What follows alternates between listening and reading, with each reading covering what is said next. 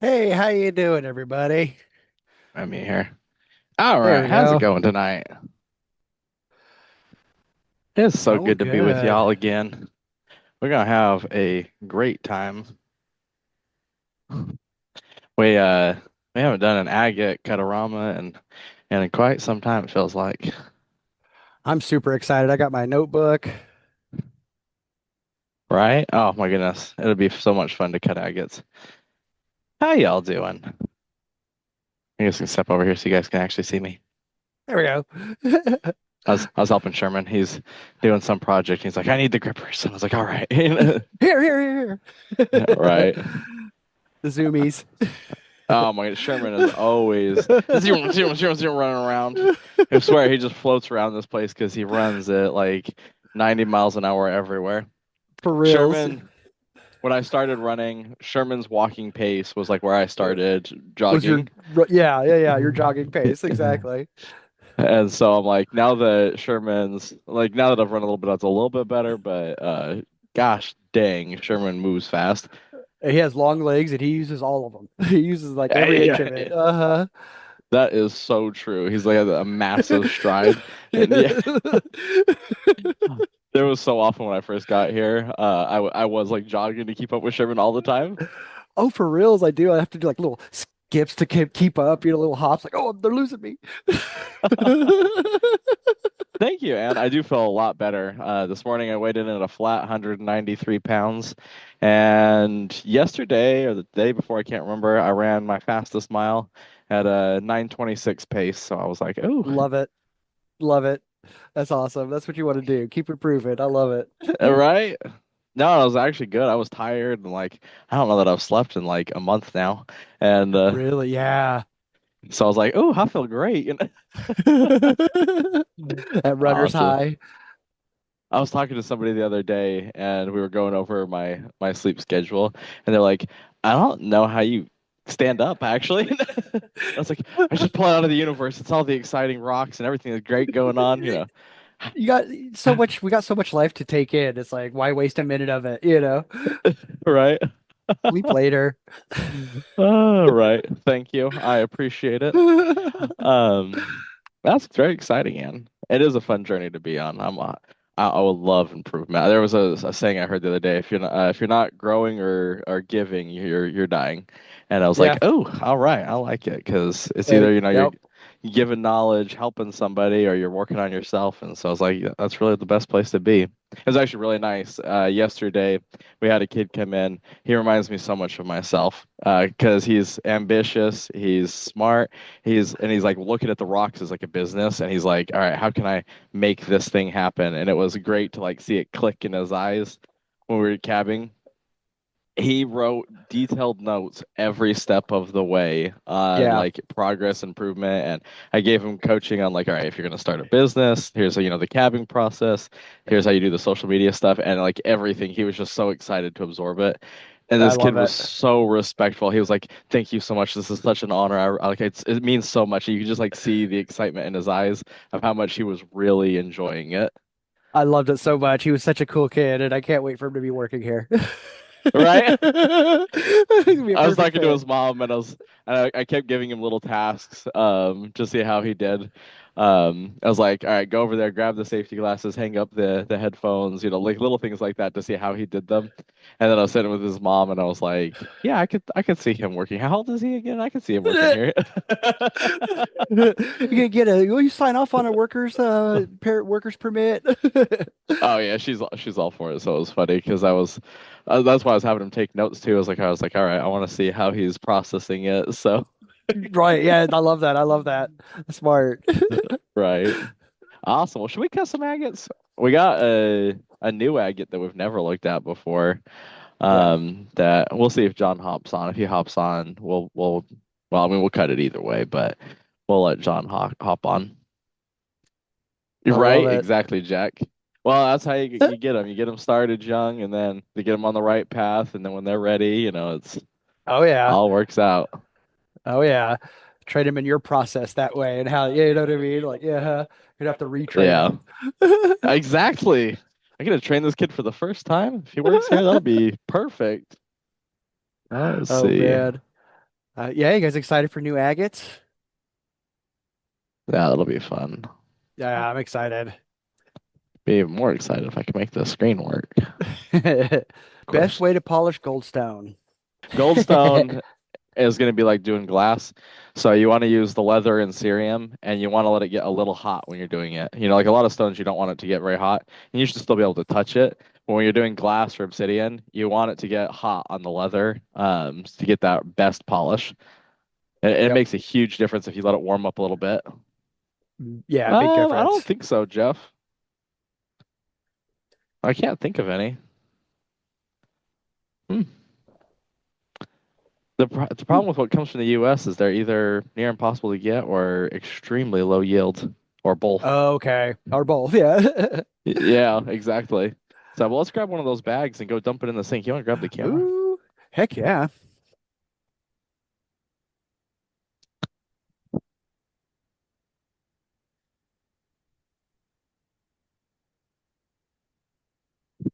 We can just take it over to the sink. Okay. We'll dump it in here. You want to switch over the camera team or pin up the phone?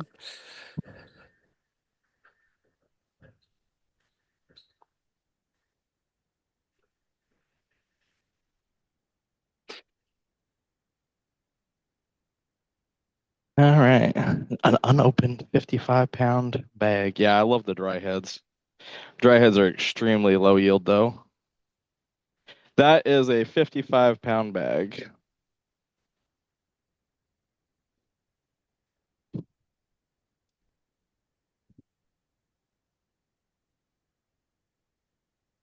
See, we'll get this set up a little bit here to look at the sink, but I thought it'd be really fun to go, open one of these with you guys because ain't nobody dug through this before. No, I love this. This could be fun.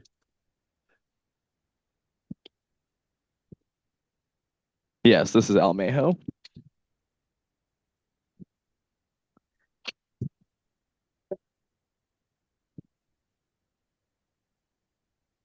That's 55 pounds, Zeke. Yes. Thank you.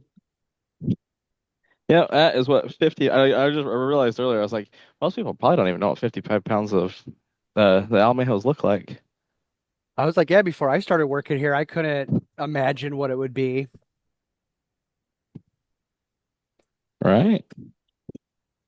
Oh, I can already see good agates in here. Like this one, right off the bat, that makes me excited. Where you see that white skin on there. Okay. That's some of the best ones I've cut have had this white skin on there because usually they sit out and bake in the sun for a long time, and I think that helps oxidize the iron in them to get colors. So that's an immediate one. I would be like, all right, that's going in the cutting bin. Let's actually, Cody, would you mind grabbing me a couple bins? We'll just make two bins. Ones of like, I Yeah. don't think that's gonna be great, and ones of we gotta go cut that. And then I think it was Jack may have asked, do we can we at least get a name of the new agate? I don't know what the name is actually. That's a good question. It's from We have, Indonesia. yeah, we have few new rocks yesterday that we showed in the picture. Oh, let's hope that I didn't see the pictures, so let's hope that we got those ones. I did grab a few new rocks, but I didn't get all of them. This is one that kind of go into the middle category of it may be good, maybe not. You got a little red poking out, so it's possible, but it looks like it's mostly surface. So that one's like, maybe. I'd definitely still cut it. And then you get a lot of ones like this that have like no real window. This one I'd probably suspect is going to be quartz just with that white sticking out right there, but you don't know until you cut it for sure. That one, I like the little bit of color I'm seeing sticking out of there, so that's one like I cut that. And this is when I buy agates for myself. This is exactly what I do: is take them over, dump them in the sink, and I'll sort them. Like that one, you don't really know because you got red on the skin over here, this jelly color, but though it was white over here. So I definitely wouldn't come and cut this lengthwise. I'd probably cut this one across the end right here. Oh, actually, there you go. You can see on the end right there. That's gonna be a nice little agate.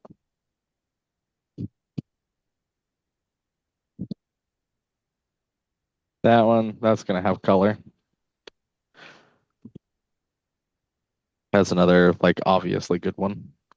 That one, oh, we got to cut that one. Down the length of that is going to be a lot of fun.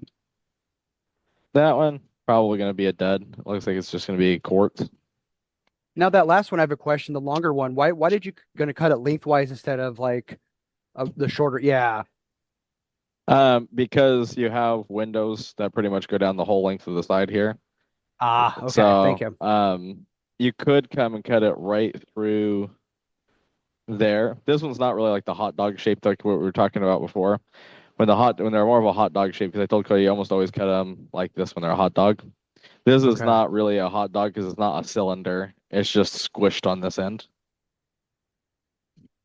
So this one you could come and cut it through right here. You get right between those windows, but it's still kind of got a little bit of a window right there. So I would just come and cut it through the thick part this direction, which Okay. we'll cut that Thank one. That one I would assume is just going to be quartz when you cut it. So I'd throw that in the tumbling bin because you can see it had several windows with quartz. This one you got white with a little bit of red sticking out. It's a good shape. It's nice and rounded. So that's one that I would be like, oh, that probably has a good possibility. This one is pretty likely to be just clear with some banding or quartz thinner. You can see down into it a decent amount, and I don't see anything that makes me excited to cut this one. It couldn't open up, so this one's definitely more of a gamble. So I'd throw that in the lesser bin.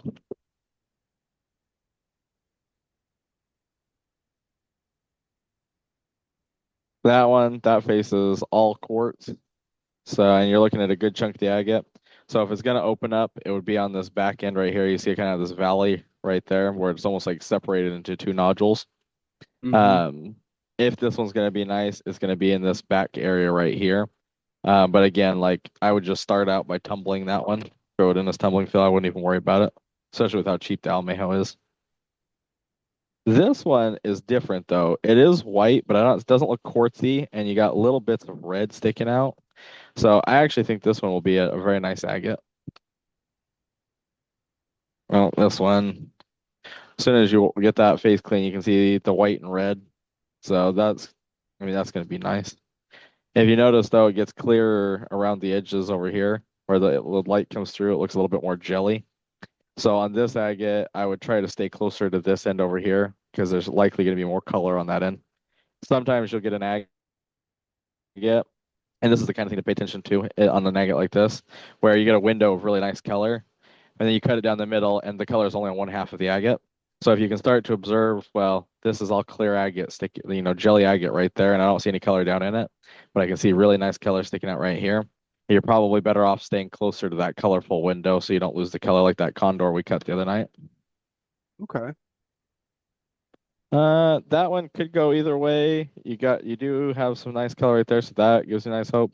I don't love this window, so this is another one. I would, if I was gonna cut it, I would stay closer to that window right there.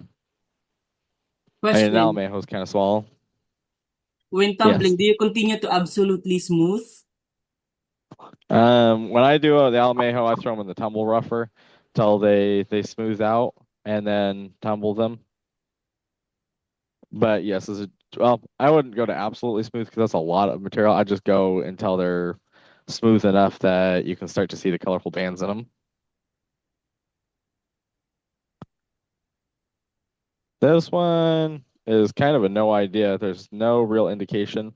The biggest thing with this one is it feels kind of light, so I wouldn't expect this one to turn out great. It's possible, but just the weight on this one tells me I don't love it. But it's a whole agate with no windows, so might as well cut it. What does lighter kind of identify? I don't really know how to like give you a way to determine that, but if you just Okay, picked up okay. a handful of these that are all the same size and you felt the weight difference, you'd pick one up that's really light and go, "Oh, that one's light."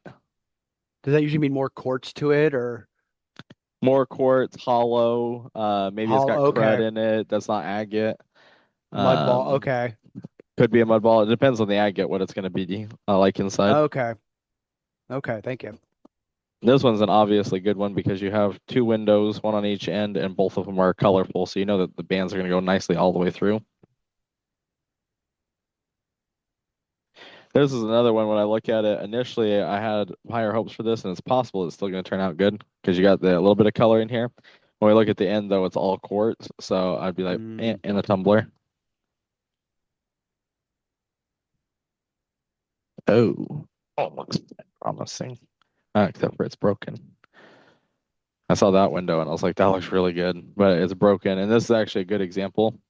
You can see this is all kind of mossy down here, or like hmm. matrix, and then you got really nice, colorful red and white agate up here. If you took and had cut this nodule down through here, you'd be like, well, that's a dud. It's just brown rock because you would have missed all the agate.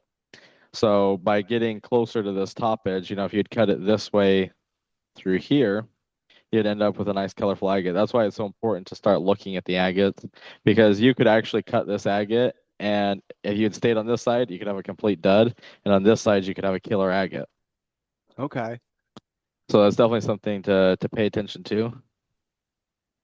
Z, can you determine where you would cut it? I'll go over that when we walk over to the saws. Right now is more just a lot like reading the agates and like what I'm looking at to sort them. When we go over and start sticking them in the saws, I'll talk about cutting them. I mean, I might like on this one cut through right here, but for the most part, we'll go over that when we're over the saws and clamp them because my brain can only process so fast. This one, you got a little window of color right there, but then when I look at this side down here, it's pretty clear. So I'm like, maybe, maybe not. On this one, if I was gonna cut it, I'd either cut it here and try to stay as close to this side as possible, or I'd come through and cut right next to that window at an angle right here to try to get this close to that color. But that one I'd probably just throw in the tumbler or right back in the sink because I missed the bin. This one, you do have some nice banding in there, but it's got a quartz center. So if you're spoiled, kind of like I am, you just throw that right in the tumbling. It's broken. Now this one is interesting. Got a Hmm. very dimply, unusual skin. Like if you look at the skin difference between some of the other ones, this one stands out. And I like the white Hmm. and the blue poking through the skin there. And this one is very dense in comparison. It's kind of hard thing to feel or judge until you pick up a lot of them. But this one feels Okay. more dense. So I'm like, ooh, I really want to cut that one. That one is just going to be a quartz center, so I can go right over in the tumbler. This one, you have no indication in either direction. It's a completely whole nodule. And those are, when it's a complete nodule like that, I'd always cut it. If you have no windows on the nodule, I'd pretty much always cut them. Fun little gambling ones. Right? Those are almost always the best ones. That one, that looks pretty good. You got color poking out all over this face. So I'd come back and cut it lengthwise down here because you really can't cut it anywhere else. Actually, I might even step over and do all the way there so you avoid that window on the end. Cut that part off to the thick area. This one, again, you got orange coming through that jelly agate. It's like jelly with orange in it. And Hmm. it's a dense agate, very symmetrical. So that's like high on I think that'll turn out nicely.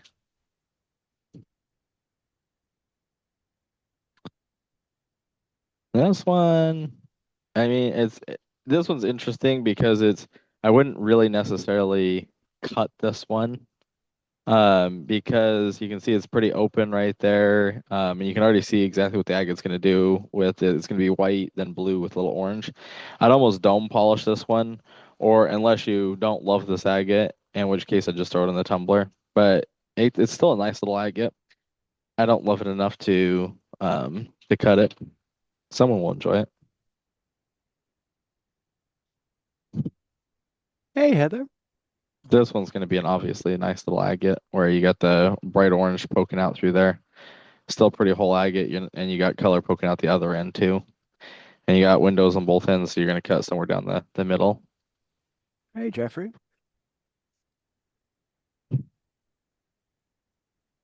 This is another interesting one. On this one, I really like it because you have clear jelly agate, but down in there, you can see a white orb layer or like a white layer inside there. Oh yeah. And so on this one, I'd be very curious if there's color past that white because often if you look at the Almejos, they're white, then blue, then orange. So it's really a high likelihood that in this one you could have clear, white, and then the other colors. Um, but you won't know that until you cut it. Hey, This Jim. actually this skin right here where you get the clear and then like a white layer is my favorite in Laguna. And a lot of these same principles apply to a lot of agates. Sometimes they vary a little bit, but for the most part, they're very applicable. And holy crap, that's a nice little Ooh. agate. Good grief. Yeah, that's an obvious one. This right here, whole nodule, good weight to it. You got little bits of agate poking out. Love that one. This one, you got the clear, then the white, and then it's going to quartz with potentially a little orange in it. This one, though, I think is more likely to turn out to be a less exciting, but we'll cut that one because it's pretty whole, and then we can see how close it was. Because there's some agates I've cut that I was like, oh, that's way better than I was expecting. Hey, Kate.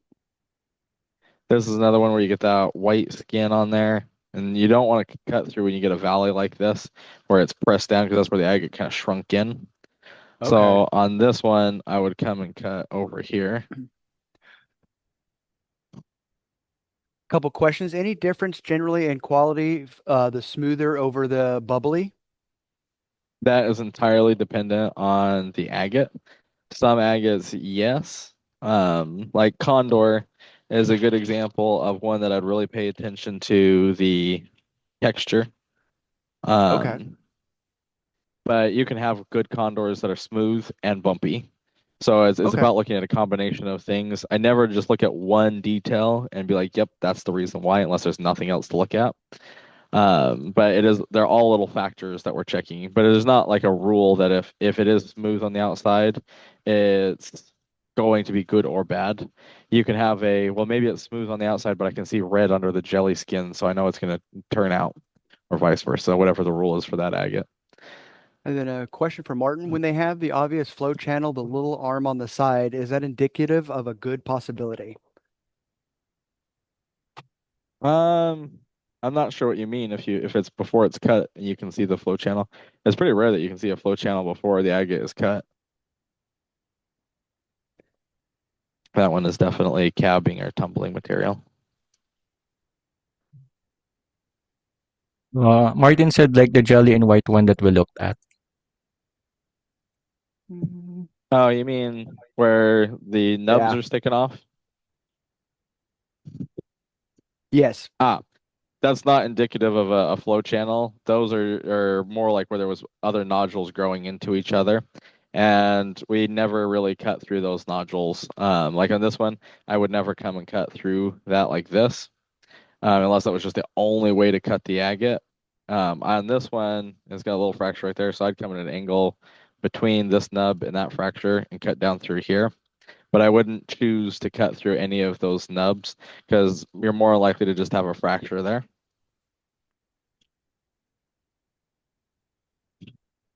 That one is great looking skin where it almost looks purpley with the blue and red mix. Yeah. That's Oh, a fun totally. one. And that one also looks like it's going to be pretty great with that color sticking out there. What's interesting about this one though is there's a line, a very straight line, going through the agate. And that could mean a fracture that goes down the middle. Could also be where it's healed, and you could um, cut through that and get a line where it's been healed. It could also mean though that where the color only went into that point because of a fracture, and so you may want to stay on this side. Mm-hmm. A question. And What's the from main my difference between what's the main difference between Alamejo and Gambiris? They're two different locations near each other, just two different deposits. So there's a lot of similarities to them, but they're different mining locations, and the colors tend to be have a little variance. Like Gambiris tend to be more red and white, where Almejos tend to be more like blue, white, and kind of orangey or red. This one you can see is gonna have nice banding in it and some red poking out, but it's got a lot of quartz. So if you liked this one, you could take a slice off the face and hope that it opens up more, or throw it in the tumbler. From Dallas. Maybe I missed it, but when you tumble these, do you go to smooth, go until you see some of the guts? Have any examples of tumbled Alamejo? I cut a dozen of them today, and all but two possibly I should have thrown in tumblers. Um, I don't really tumble them that often. When I tumble them, I just go till you can start to see the banding and the color. So it's really personal preference. And I may or may not have some that have been tumbled. This is another one that you can see is going to be pretty good. But you can see they kind of clear on the end here. And the more banding on over here. So this one I'd stay on this end right here.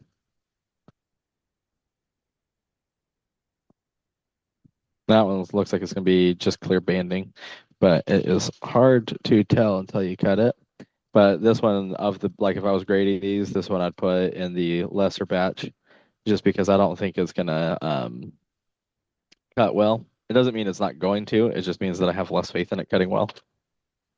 And cutting agates really is about odds and being able to read them. Nah, we're just doing enough that people get started. I guarantee if I went through this whole batch, everybody would not learn everything that I'm saying. So I was like, I'll do a nice little batch, then we'll get started with the cutting, because this is really the important part of actually being able to understand what you're looking at. This one, I don't like this frothy kind of pit right here. This is probably a flow channel right here where you had fluid coming in or out. And it's very likely to just have like an open cavity right here that's not that attractive. So I'd stay further on this side of the agate to get away from that. Because it's less attractive to have this kind of pit in your agate. So on this one, and there's a lot of agates that are like this, like Suecos and Koyamitos are perfect examples of this, where they almost always have a void in the middle. And so you cut more like on the 1/3 line, and I say this all the time, talking about cutting on the third line. If you think about dividing an agate into thirds, cutting on one of the third lines is what I'm talking about when I say cut on a third. So this would be a good example of staying on that third line because I don't like that face right there. So it's better to stay away from that. Okay. There's a lot of fun agates in here.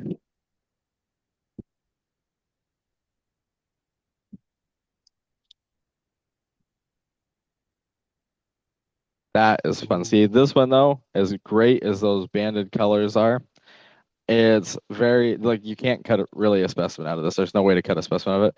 So this is one that I'd throw in like cabbing or tumbling because that's great with that pink in there. That'd make a great cab. You could dome polish it, but this is gonna be much better as a cab. And this is exactly what I was talking about with having this kind of, I mean, this is a little bit of a crystal pocket, but you have this void right here. If you had had a whole nodule, you can see it's banded over here. So if you'd stayed on this side of the agate, you would have missed that void entirely. Okay. But we can see into that one, so it's just cabbing and tumbling. That's an obvious good one where you can see the different layers of color in it. So that one's easy because you got a big window right here, so you're just going to cut down through the agate there.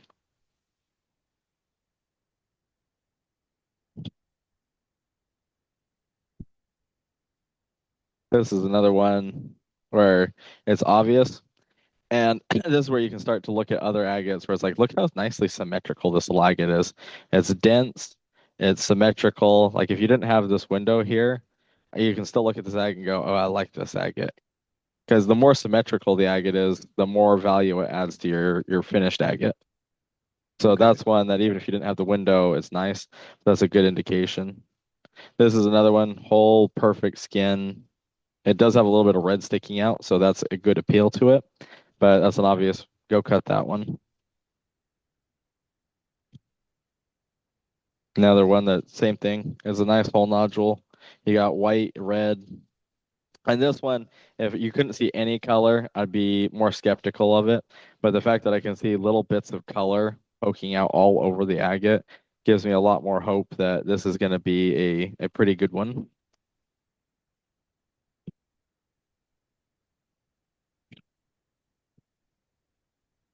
This is a lot of agates. Can you guys imagine cutting all those agates? That is a definite go. Don't polish it. Oh, that would be a really fun. I mean, you have enough room that you could cut it, but that one, I'd just polish that face. That's pretty. Yeah, that's a nice one.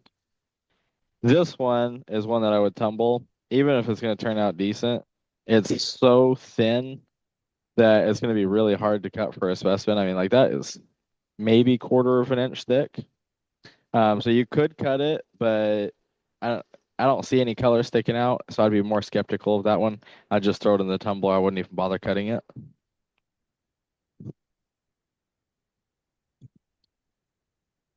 This one, on the other hand, I would definitely cut. I wouldn't necessarily dome polish this one because you still have so much agate here that it'd be easy to take a slice off and still have two really nice faces. Although it definitely could be dome polished, and you can see that's going to be a really good one. Yeah, we'll finish this handful and we can cut some of these. We got a good batch going there. That one, that's going to be a good agate. You can see clear with a nice color poking out. It's a good symmetrical shape. The symmetry of an agate is always nice because you know it's going to be more valuable if it turns out good. And often the nice symmetrical ones tend to be a little bit higher yield. It's not always true, but it's often the case. This one I'd be cutting right through here because you got a little bit of a window there, and that's where you're going to get a nice symmetrical face. Often I'll take the agate and kind of hold it in on the plane that I'm thinking about cutting it, and that gives you an idea of what shape your cut half is going to be. There's another high likelihood Densil agate with red and white sticking out all over it. This one I wouldn't cut necessarily, at least not as a first choice cut, because it's just clear in the window.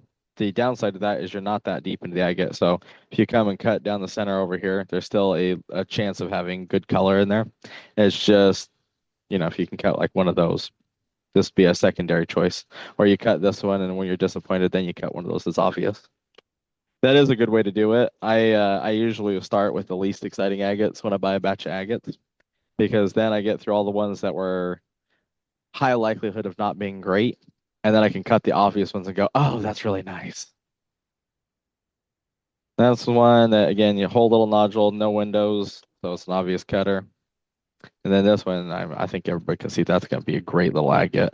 You got all those little windows of color sticking out, and you can see it on every side of the agate, which is a really good sign that that color is going all the way through. Like that one, there's going to be color all the way around in that agate. All right, and literally what we pulled out is probably 4 pounds, 3 pounds, maybe between the two bins. Actually, we should probably weigh it before we start cutting. I'm curious how much that is. You want to weigh that bin, Cody, and then we'll go start cutting these. I'm curious what When we we pulled out of that 55-pound bag. when we put in there in the chat the Alamejo agate deal, you can get it for 40 for 2 pounds, 90 for 5 pounds, 935 for 55 pounds, and 9,600 for 600 pounds. So what I pulled out that was great is 2.28 pounds. And then the ones that I was like, throw it in tumbling or cabbing was 1.72 pounds. So almost exactly 4 pounds. Actually, I think that is exactly 4 pounds. Dang, you're calibrated tonight. So we didn't even make it through a tenth of that bag.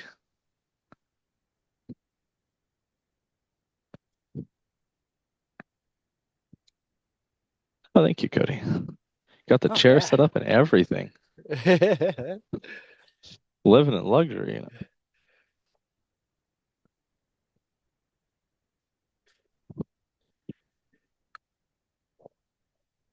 And of course, we got to use our favorite saws, the Model 12s. Yes. Have you not just grown to like absolutely love these saws? Oh, absolutely. I'm always so excited when it's like something I could cut on there, like, oh, I'm gonna use the 12 on this. Right? I may have been cutting a little piece of that new Scarlet material just to see. The scar. Oh, which one? Or the Crimson. Or is it Scarlet? Crimson. Crimson. Crimson. It's like Scarlet. I didn't see that. I was like, Just now we making got stuff materials up I'm now. not even seeing. All right, we'll start. This was the first one we pulled out of the bag. That white skinned agate. I like how symmetrical it is. We'll cut through parallel to that face there. So right through there. I love that you get all that white skin. You can actually see kind of how it was sitting, where you can see the areas that didn't turn white, kind of buried with that end sticking up. So I'd expect this end to have better color. It's not a guarantee, but cutting agates really is more about odds than a science. It's a lot of the odds are higher if you do it this way. Right. Calculated guessing. Calculated guessing. That I love that term. Sounds like the kind of thing that would drive Jordan crazy. Oh, absolutely. Calculated guessing.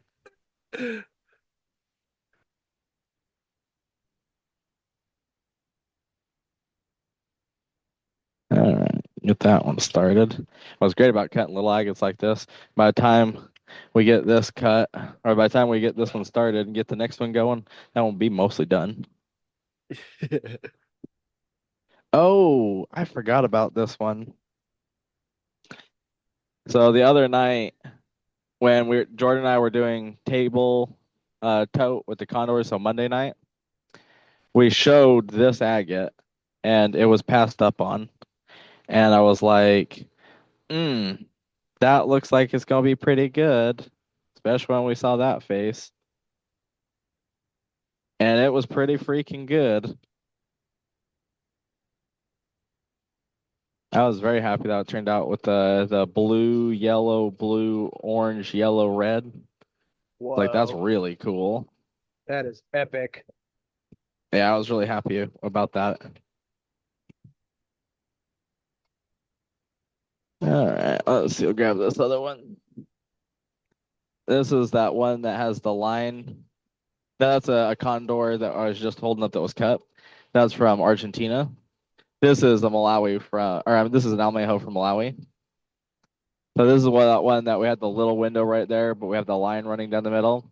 You could also cut right down that line it up so you're cutting right through that. That one's very tempting to do that with because that is the best plane to cut on. Then if it turns out that that is a fracture that we didn't cut all the way out of, we can always go and dome polish it. And then Sean's asking, sell the Condor. And then Heather's saying, so what would you do with the one you cut from the other night? That one I would just polish those two faces. Just like a dome polish? I wouldn't dome polish it. I Okay. like dome polishes, but as a general rule, it used to be that dome polishes were more popular, and then times changed, and now everybody prefers a flat polish. Ah, So I tend to just more flat polish things because that means that they're gonna be easier to sell. okay. But I actually, for me, it depends on what the agate looks like, which way I prefer it. But like this agate, it's already cut. You already have nice flat face. You might as well just polish those faces because you're not going to gain anything really by doming it. Okay. But that's a pretty cool agate. Ken's asking, what For machine would you use? if I was doing it, I'd probably use the wet belt sander to polish these. Although it's small enough that you could easily do it on either cab machine. I wouldn't put one this small in the reciprocating lap. And then Okay. somebody asked, so I'll offer it up. If somebody wants the pair, I'll go 140 on the pair. And what would you charge after they were all finished and polished and everything, like at your booth? Well, this one is definitely nicer than this one. Uh-huh. So one like this one, you got a smaller half. You don't have as much color in the center. It's still aesthetically pleasing. So Yeah. polished, I'd probably put 75, $85 on that one. On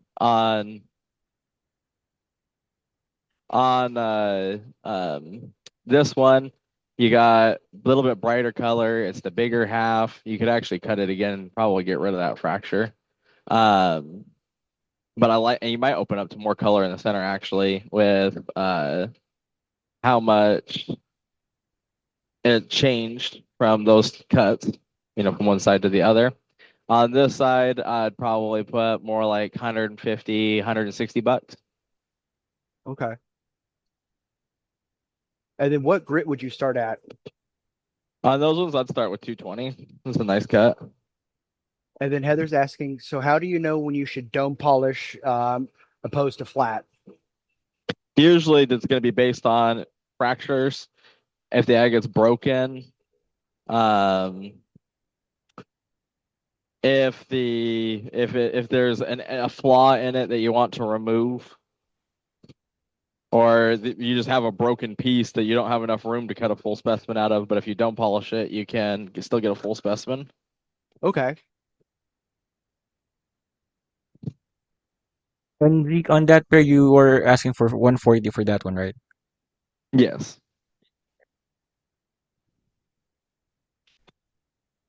See, this is one that we looked at that had no windows, and it's a little bit on the bigger side. The bigger they are, and this goes for like really any agate, the bigger the agate, the more likely of it not being phenomenal. Just as a general rule, and this is on the bigger end for Almejo. So this one would definitely be a higher risk, but it's got no windows, so we might as well cut it and find out.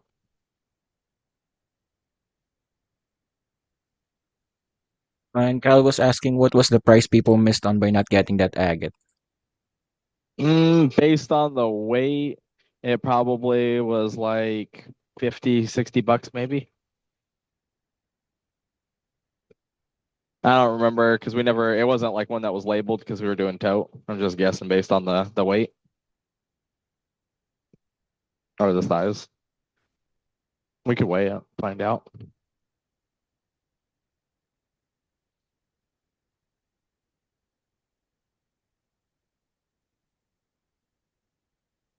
Once they're cut, really the weight is kind of irrelevant to the value.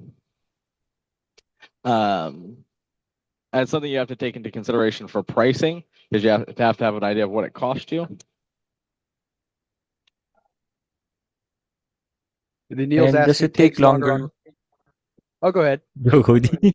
Go Cody. Does it take longer on the rotary flat lap than the wet belt sander? Significantly. The wet belt sander will be a rotary flat lap by like 10 times in speed. All right. This one is that one that has all the clear in it. We do got a little fracture there. So we're going to come between that fracture and that nub and cut straight down through there. This one's really interesting because all that clear agate and then that white layer in there. So the hope is that this one's clear, white, and then has other colors in the middle.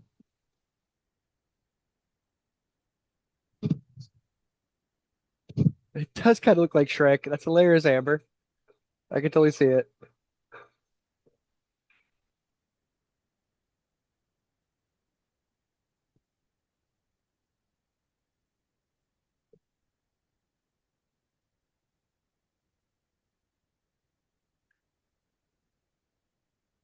We hope it has layers.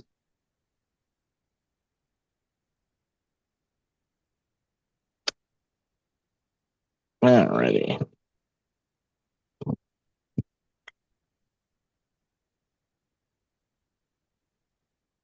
This one is interesting. It feels very dense, and it's another white skin with a little bit of orange poking out there. You do have a window right there, but it's patinaed over, so I wouldn't cut through that area. But it's not not indicative of anything really. On this one, I'd come through the fat end right here, cut top to bottom, because you get a wider face and still get a nice symmetry on that face. Gregory's asking if you're cutting on a 16-inch saw, would you change from the precision blade, and which blade would you choose?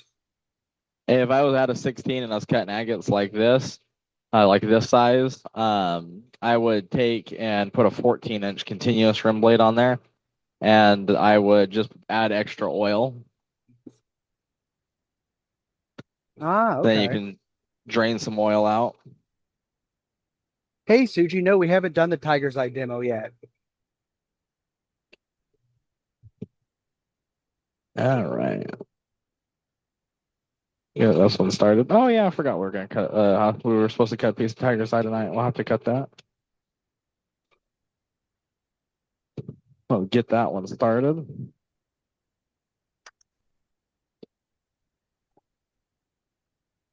All right, let's go down here and look at the finished one.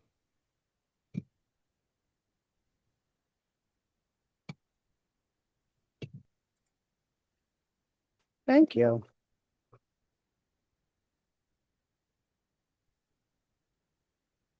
All right, this is that first one we cut that had the all the white on it. And what's interesting about that, this is actually a really good agate to observe, because the end where I was like that was sticking up and sitting in the sun more. You can see the other end is not as patinaed white. Does have more color to it. That's pretty cool. See, this one's really interesting because as a pair, one side is orange and the other side is yellow. That's crazy. Just the thickness of the blade is enough to change the color. I love cutting these little agates. So much You know, fun. it's funny. A lot of people are like, I want to cut the big agates, but I'm like, cutting the little ones is more fun. They don't take as long, and you get a lot. You get to cut a lot more. It's funny when I'm cutting agates by myself in here. Often I'm picking the little agates like this. All right. Here is another, that one we were talking about where it's got this void in it. So this one will stay on the opposite side of the agate. We'll cut through over here so that we can avoid all of that and potentially get a lot of nice color in it. Question here from Carl, does it parallax? And from Zach, what is the thickness of the blade? I could not tell you the thickness on any of the blades. And the agate that we were just showing, I don't think had any parallax in it. Let's see. Right. It does a little bit, but the bands are kind of too ghostly to really get good parallax. So I'd call it more like ghosty bands, but I wouldn't really call that parallax in there because you're not getting quite the same effect. And Jeff was second guessing on how to cut the island agates. Are you going to show them tonight, Zeke, on how to cut the island agates as well? Oh, we're definitely gonna go over island agates. Oh yeah, I'm Island excited for agates, that. island agates is one of the ones that trips most people up, and they're so much fun to cut. I find that's like the agate tote that I'm just like dig through and look at the skins and stuff the most, the islands. All right, we got another one finished in here.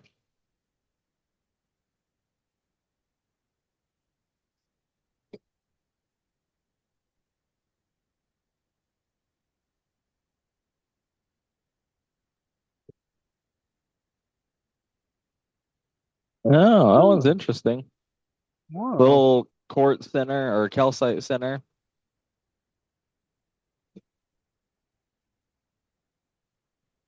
Not as aesthetically impressive as I was hoping, but not bad either. It is kind of funky. I do think that was a fracture that we ended up cutting through because you can see little remnants of it. This one, if you're going to polish it, I'd take on this half, I'd dissolve the calcite out. On this half, I'd leave it because they're kind of perfect little crystals. Right? It's kind of Well, cool. I hope don't let me ever discourage your joy for a piece. I'm wickedly spoiled, so my standards for what I'd polish and keep have grow higher and higher with every agate.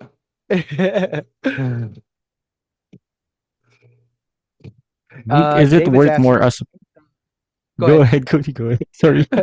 It's all right. Is it worth more as a polished half or cutting off the back and making a cab? That one probably more as a I don't think it's gonna make much difference either way on value on that one. Okay. And then how would you I dissolve the calcite? What would you use? Muriatic acid. Okay.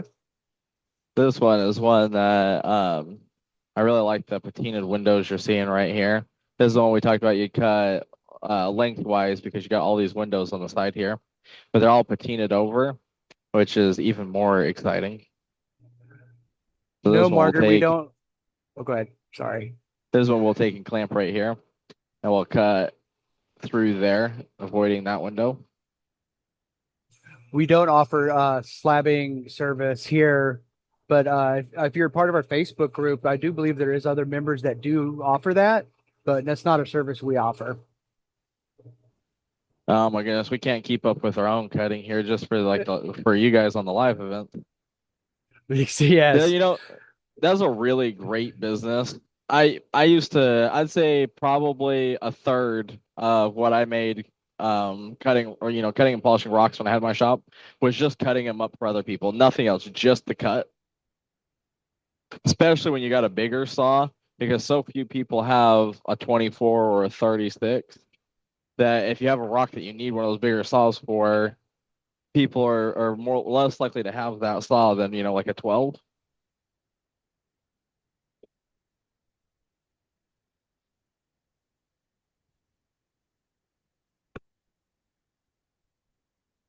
So if you're like even if you're just thinking about getting a saw, like that's a great thing to offer.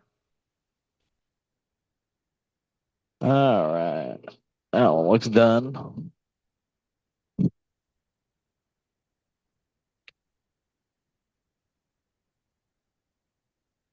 Oh, all right. This is the best one so far. Cody, what do you charge for cut on that one? Sharon was asking. When I had a cutting service, I had a $5 minimum or like a $5 fee, and then it was $1 per square inch after that. So like if someone brought me an agate like this and they're like we cut it, it'd be $5 plus this times this. So if you have 2 inch by 1 inch, you're that is just two plus the five, so you're like $7. And then how Do you loud have are an your S? saws? Do we have like a decibel reading or something we could compare it to?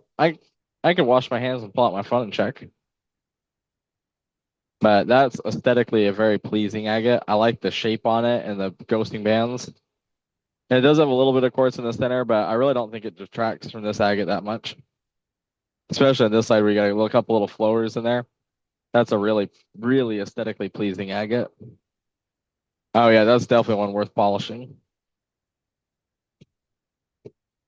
Yeah, this is another one that I was excited about where you got little bits of color sticking out all over through the clear agate.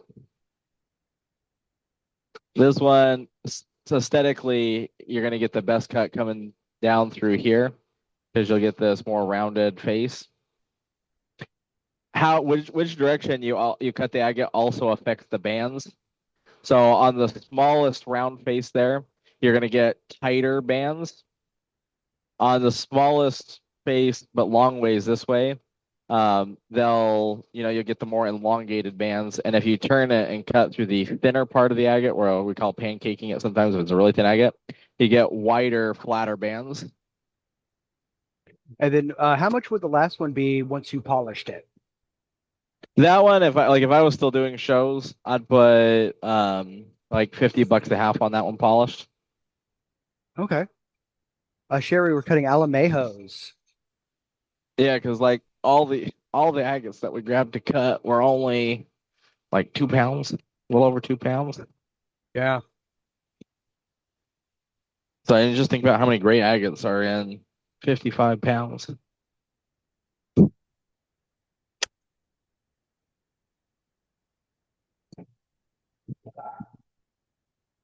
Is 600 pounds a barrel?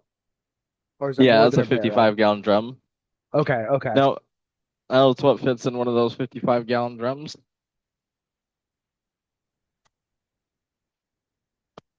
Of This was course, yeah. that one with the white or the clear with the white layer in it. Oh, the Shrek one. Yes, the Shrek one. That's funny.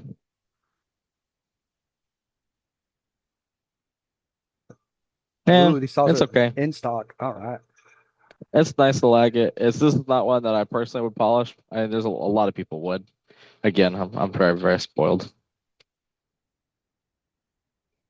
But I'm cute little like, I agate for like sure. it. Yeah, I know. There's a lot of people that like it, and there's nothing wrong with it.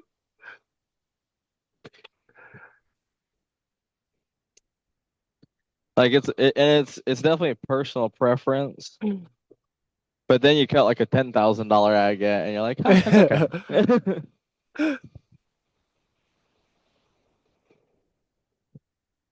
There's another one that you got that color sticking out. You got a little bit of clear agate over here, which I'd be cautious of.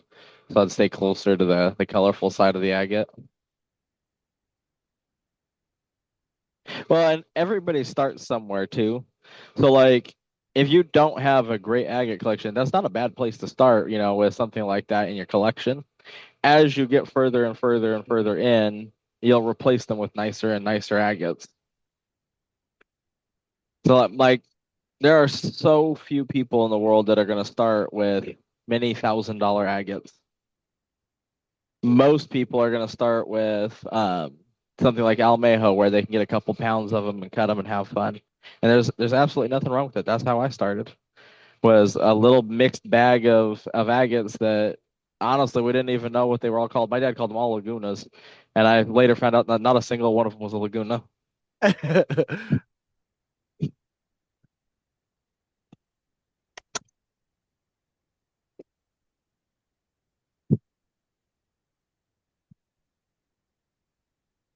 Ooh, all right, I have a new favorite.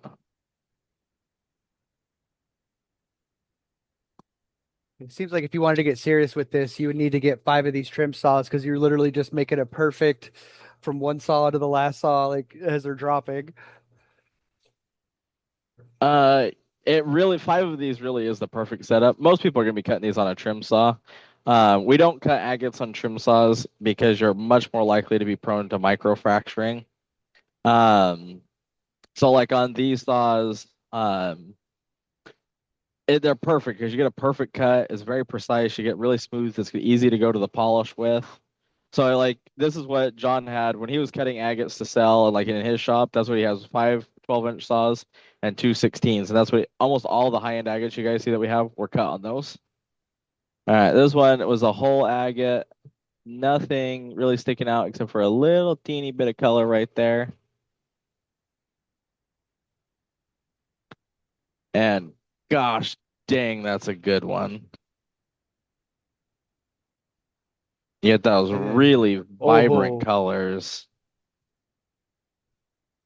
oh, that's cool. Like, who wouldn't be excited about an agate like that? I'll tell you what, even cutting really high-end agates, cutting an agate like this is still like, oh, that's so nice. That's cool. Kurt, the agate that comes to mind is one of the nicest in my collection, is one of my absolute all-time favorite agates. It's a Moctezuma that's about that big, and it's neon electric blue with creamy Ooh. yellow in it. And that agate, I think John sold the other half of it for 7,000. So that was just one half of it, and then I got the other half. Hey, Cynthia. But like when I think of like really high end agates, that's the come on. The boots, if you've seen that, that's another Moctezuma that is 15,000 for the pair. And I mean Hey, they're Glenn. only maybe that tall. All right, let's cut Hey, a couple Steve. more of these, and then we'll jump into another agate here.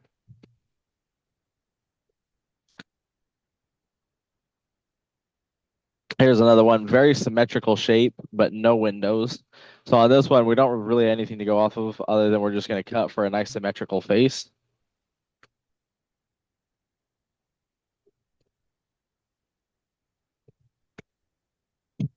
Some of the Las Hornitas Coimitos are another one I think of when I think of really high-end agates. Because same thing, you can have a single half that's that big that's, your 5-6 grand a half.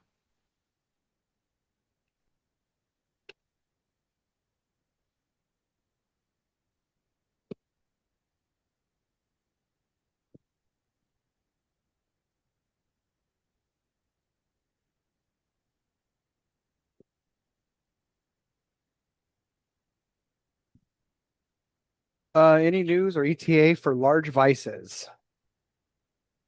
Oh, I hope they're coming soon. I'm so excited about those. I hope we have any left that we haven't sold them all through.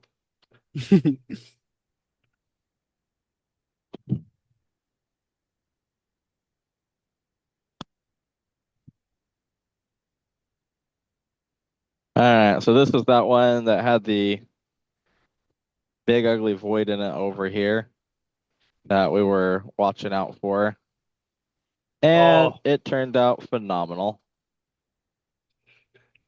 is that moss considered moss around the edge or on the center there? Yeah, that's moss around the fortification. That is so cool. Looks like That lava. is Yeah, Lori. insane. That's such a nice little agate. Again, you polish that up, I'd put $50 a half on this.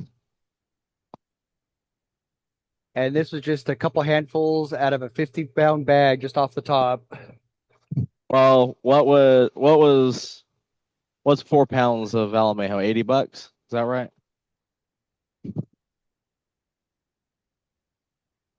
Oh, you have Zeke.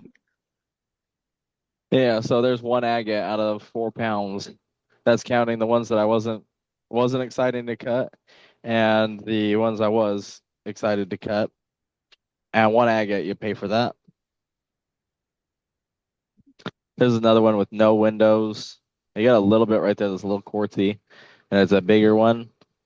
I don't like how it kind of tapers off right here, so we'll stay closer to this side of the agate. Just because you can see how it kind of dips down into a little valley right there. And generally, when you have a little valley or the agate kind of pinches down, that's more prone for being a fracture. Okay. Hey, Leslie.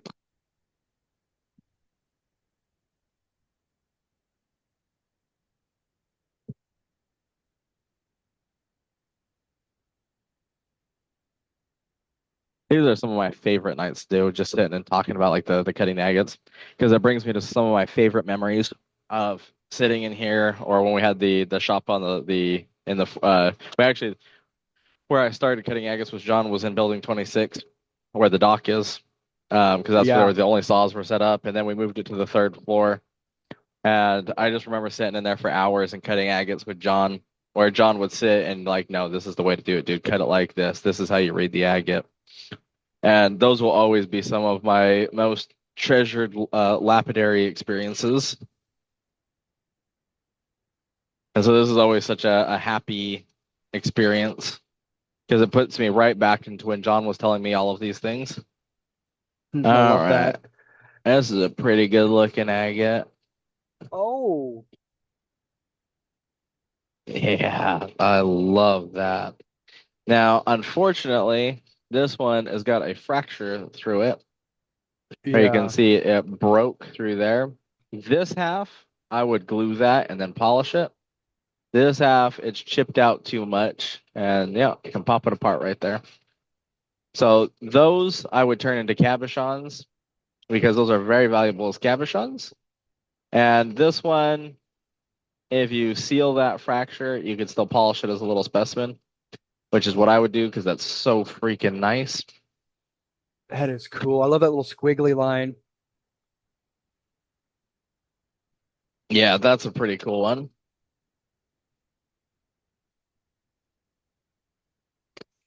That's funny, Annie. Uh, what's that? My husband called them crack nodules. Big dopamine hit when you get one. I love that. All right, now this is a really good example of one that I think most people would try to cut wrong. Well, I shouldn't say wrong. Less likely for a gray agate. Um, it pinches really tightly right there. And most of the time when I'm watching Facebook videos, people are taking an agate like this with trim saw and trying to pancake it and come right down that ridge right there. And I'd be willing to bet money that there is a fracture right there where it pinches down. And aesthetically, it's going to be kind of a goofy shape, which sometimes can be good, sometimes can be bad.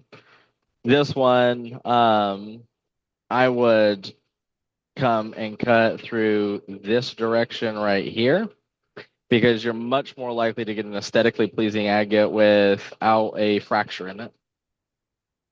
And if you like the funky and you're willing to live with the higher risk, that is totally fine. Um, I very much fall into a strict set of agate cutting rules from what is most likely to give you the best agate, most aesthetically pleasing, least fractures, um, highest value agate. So that's why I shouldn't say it's wrong to cut the agate through there. It's just not what John or I would call the best way. Okay. Deborah's asking, what would you seal that last one with? If I was doing a nice agate, I'd use Hextall. If on an agate like that, where it's you're talking about an agate that's cost you a few bucks and you're going to sell for maybe 30-40 bucks, I would use Easy Bond glue. Okay. It's literally letter E, letter Z dash bond.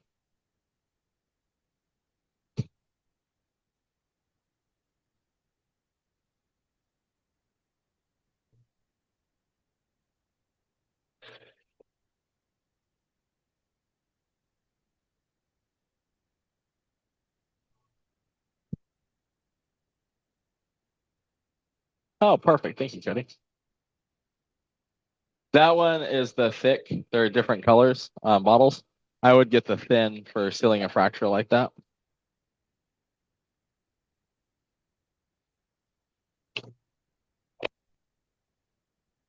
Yeah.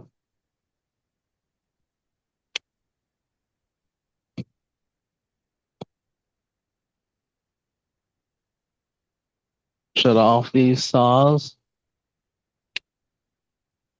And then after we do these ones, we'll do that tiger eye. And um, I would just order it from Amazon. Hi, Marvin put the link in the chat right above you, Jeff. Oh, there you go. Even better. Well, that is a dud. And some people even like these, so don't let my negativity about this agate ruin it for you.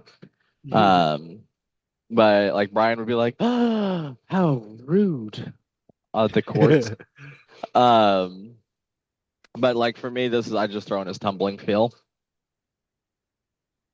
I wouldn't polish that agate. Some people like the quartz. There is nothing wrong with it if you like the quartz. I'm not a fan of that agate. And value wise, it's not a valuable agate.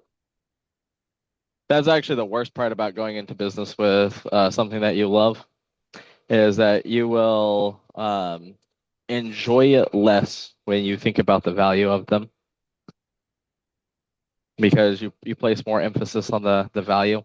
Sometimes, don't tell John, sometimes I cut something that I'm just like, this has no value. It's just for fun. It's like having ginger when you're eating sushi just to cleanse the palate. Casey's asking, I have a Kingsley North 6-inch cabbing machine. What grease would you recommend if I can't find what the instructions recommend? Team, you got the link to that grease I recommended? Check on it, Zeke, and send it to the chat. Oh, you're the best. That's a nice little agate. Now, see, this is one I can get very excited about. Aesthetically, I love this kind of light bluish gray agate with that stark contrasting white in there. And then what really makes this one pop is you have that clear layer in between the bands of yellow, and it makes that yellow have a little extra pop to it. Yeah, totally. Contrast Zeke, is, I just think, one of the. I was just Go ahead. trying to confirm if it was the mobile Polarex grease. Yeah, that's what I've been using in the lab here. Gotcha. Contrast is one of the things that makes rocks the most aesthetically pleasing. When you get pattern that's contrasting or color that's contrasting.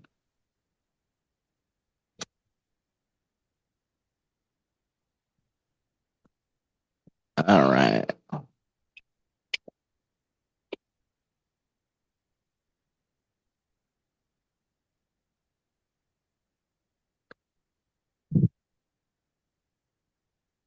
Oh, That one is pretty.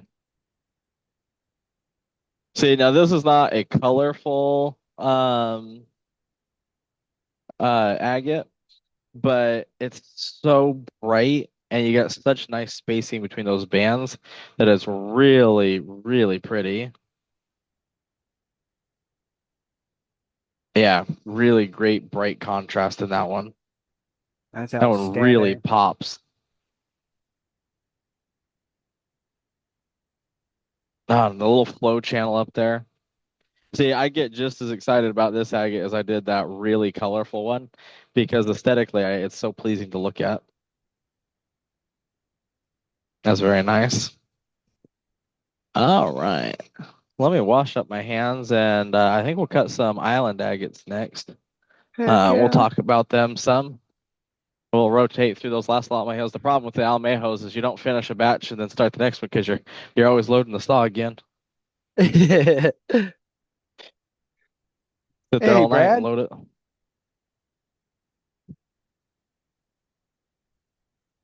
It does give you a nice perspective to go, dang, I really want to dig through the pile of or one of those 55-pound bags.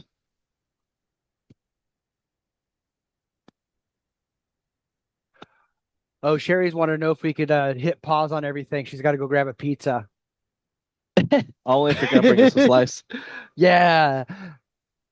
Oh, before Pepperoni I extra forget the cheese. tiger eye. Let me grab the tiger eye. That's nice to know. Gee, happy to know I'm louder than the saw. That's okay. No one's ever really been accusing me of being quiet. Right.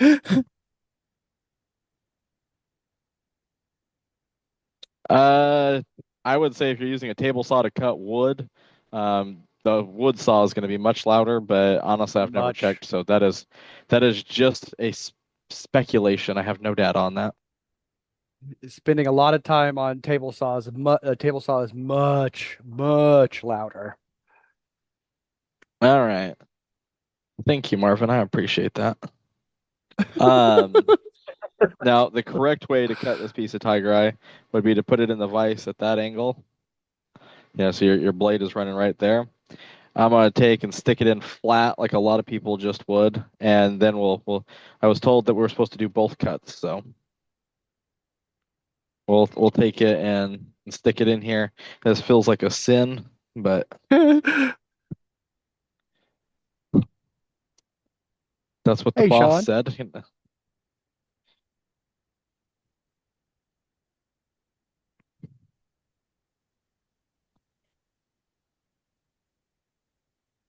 I would compare it to like having your washer and dryer going, a saw running.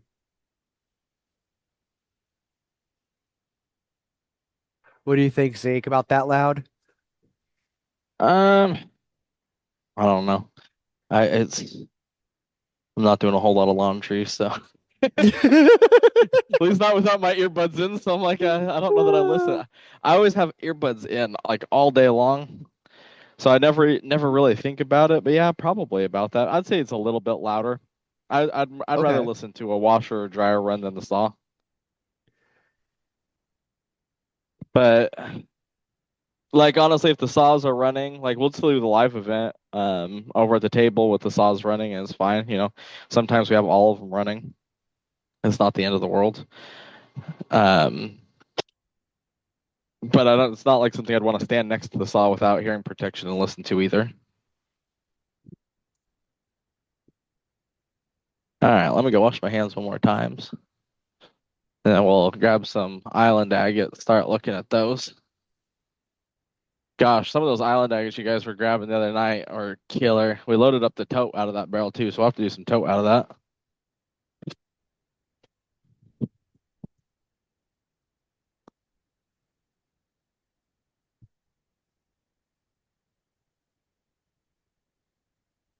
And Senchu was asking, so much of the noise really depends on what you are cutting, right?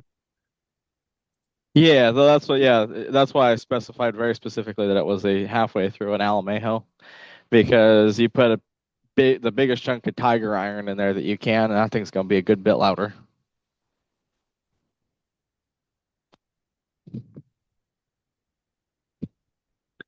That's so true. I've cut enough stuff now to where different material has a different sound or even a different smell sometimes. Or a pitch. A different pitch, yeah.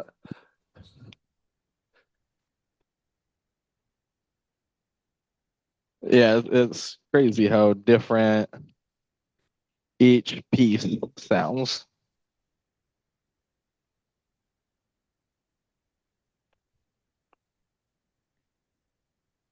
Yeah, that'll be a fun one to cut.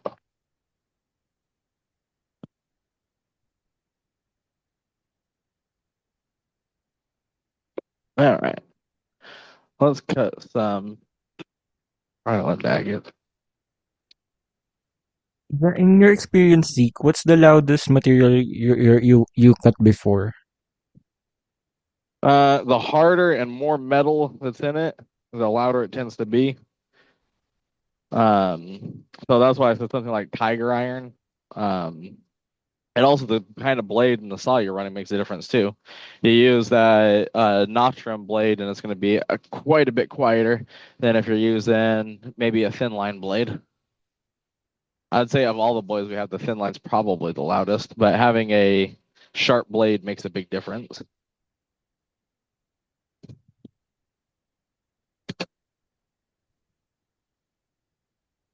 All right, here's one of the last Almejos that we put in.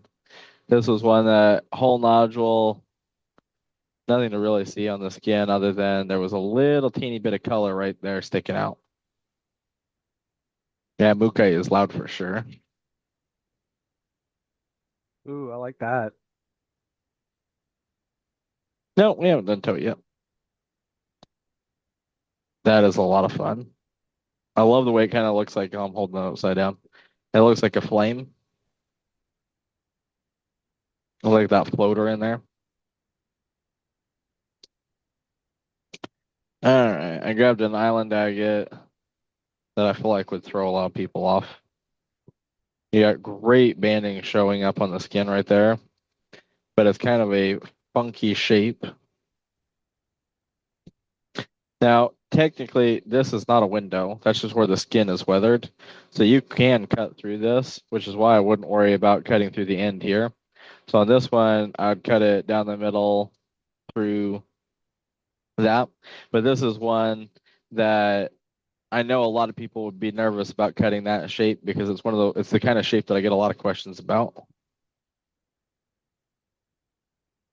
But this one, we'll just come parallel to that face, cut right down the middle there.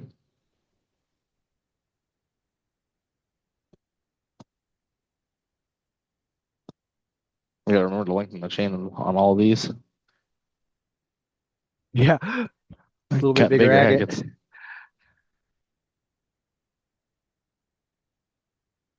Island agates really are one of the most fun ones. Well, Trevor, hopefully you learned something tonight and you're able to have a little bit more confidence when you get your selects tomorrow when you're cutting them. Well, and the great thing is if you ruin a good agate, you can always cut it up for cabs or tumbling, and or dome it. And it was just a good experience, or it was a good learning experience. Might not be a good Yep. experience for you, but be a good learning experience for sure. Uh-huh, uh-huh. I love that. Might not be a good one. This one turned out dud.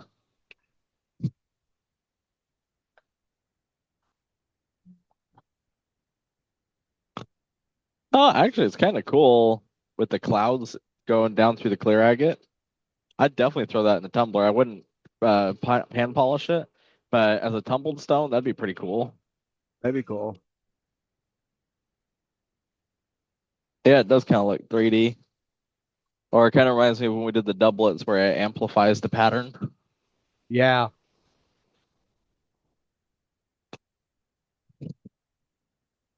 All right, our next agate here. That one, when I Ooh. pick it up, immediately I like that face because I can envision the fortification that you're gonna get, that kind of shape of the fortification. It does have a little bit of quartz right there, which is something to pay attention to. The skin is really nice looking. And this one, if you look right there, there's a fracture. You can see it right there. Oh, yep. Something to watch out for.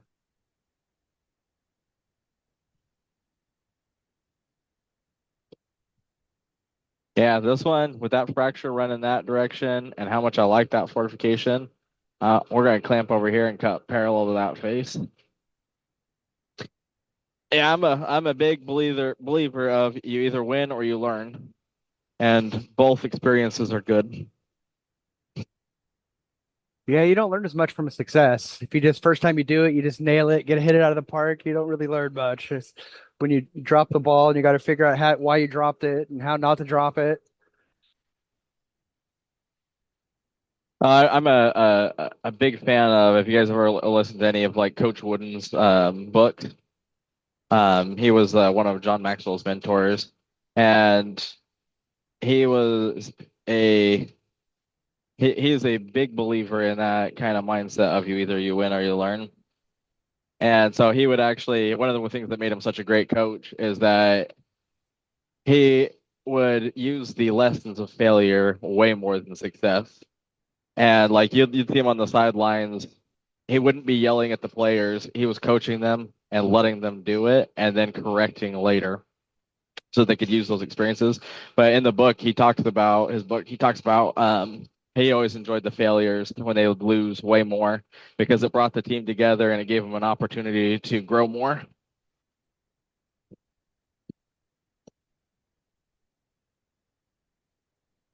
All right, got one crank over. I'm trying to stay away from this quartz window right here and this fracture right here, but still give a nice half to the agate. I really like the skin on that one. Island agates are one that we could cut all night long and I'd be happy. Yeah.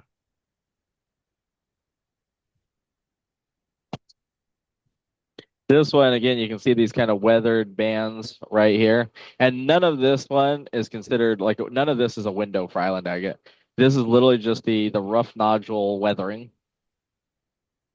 So that's what hangs a lot of people up as they look at this like, oh my gosh, it's covered in windows. The whole thing has windows on it. And I'm like, oh, there's actually no windows on this agate. A window is where you have a fresh break and you can see into the agate. This is just where the skin is weathering. So you got a fracture right here.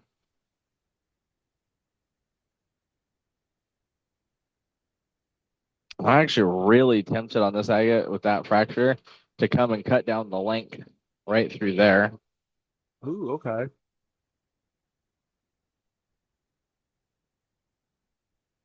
I think that could be really interesting.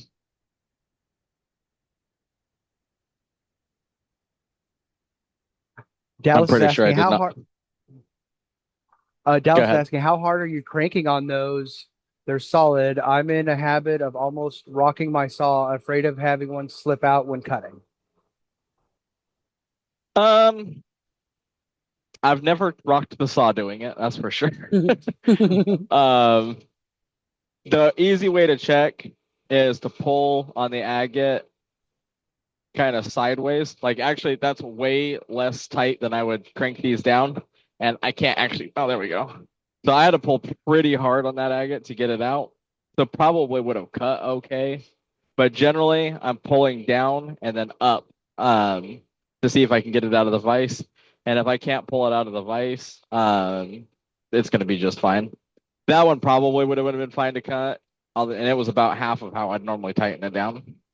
You can generate way more force with these vices than people realize, and it's more about how it's squeezing in the vice than actually force. I mean, it's a combination of the two. I'll show you guys on the next one. That's actually a really great question. Because like I see Jordan or anybody that's new, like when Jordan started, the orientation in the vice wasn't as high of a priority because like she didn't understand what she was doing yet. And so she'd have rocks pop out all the time and get really frustrated. And like anybody that I've ever taught has actually had this problem. I don't know why I'm using Jordan as an example. Jordan's usually here so she can crack a comment at me.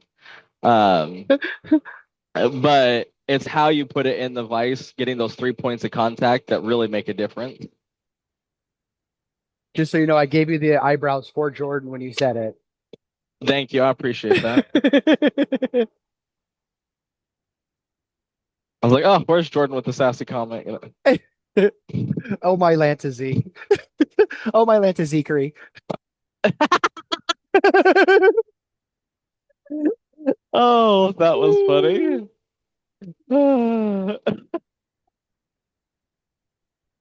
Dallas asking, I don't see you use many wedges. Are those very helpful? Some people absolutely love wedges, Tay included. I probably have used wedges 5 times or less in my life of cutting rocks. I don't Oh, find them to be wow. helpful. I don't enjoy using wedges. I usually find them to be more of a pain than a help. It is all about personal preference. Tay has stacks of wedges around when she's cutting rocks. Um, so really it's personal preference. I don't enjoy them. A lot of people do. This agate right here is a really good example to how to cut an island agate, because if you cut on down the middle or on this half of the agate, you're going to get a lot of quartz. Almost always, not always, but most of the time, the quartz makes a teardrop shape, so it kind of pinches off. So if you cut on this end of the agate, you lose all the quartz. In fact, you can see that face right there where it's broken, or you get this window. There is no quartz sticking out of that. Okay, yeah. With this window right here, this one I would stick in here and clamp parallel to that, right about there. Your quartz face is up here, so that's going to get you as far away from that quartz as you can.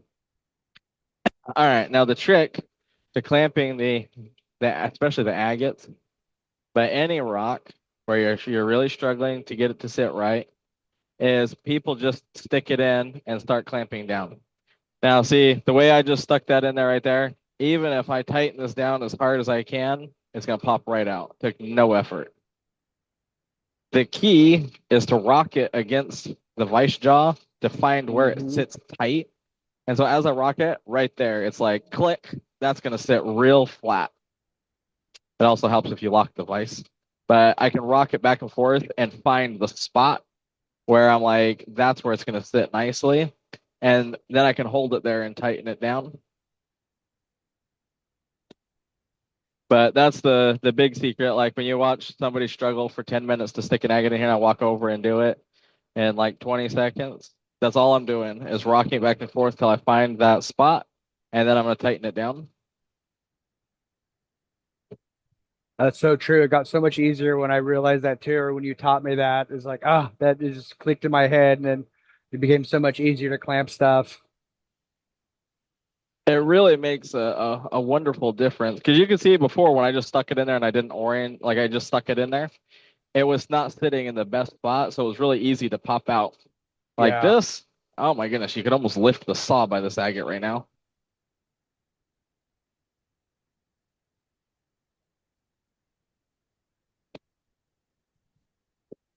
That's usually what I'm showing one of the guys around here how to use the saw. It's like after, like, okay, you think it's all tight. Now try to get it out of the clamp. Like, try your hardest to get it out of that vise. And if it doesn't move, it's clamped good. Jason's asking, is there a blade for the 14HT or smaller slab saw that is compromised between the green line's durability and the precision thin curve, clean cutting blade. Probably the precision, the black blade, is probably going to be your best choice for that description. And then Jeff said, did you ever show Jordan that trick? And no, we didn't show her that trick because we like walking over and clamping it in a second because it makes us look cool. No, just kidding. Yes. And then So Jason funny. had a follow-up for the blade, segment question mark. Yeah, that's the segmented blade. This one's pretty straightforward. It's a nice smooth agate. You can see you got fortification here. I love the color of the skin. I don't see any major fractures. There's one right there. But honestly, we just come and cut right down the middle of this agate, right between those 2 points. That's okay. Jordan is off in La La Land having the time of a life with her boyfriend. Even if she heard us right now, she'd be like, I don't care. I'm blissfully happy. Exactly. Jordan did is say it's tomorrow. so nice. I would say Jordan said she might jump on tomorrow night with Nate. Supposedly we get to meet him. They're gonna come to the warehouse. I'm super excited. I guess you have already met him, Cody. I haven't got to meet him Yeah. yet. Oh, he's a great guy. I was told to be on my best behavior, and I was like, absolutely not. No way. Yeah, that's so not happening. Yeah.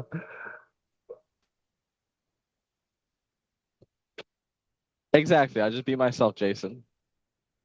I'll be on my best behavior. Yeah. That was my best behavior. Exactly. But there's a best and a worst, even if they're not far.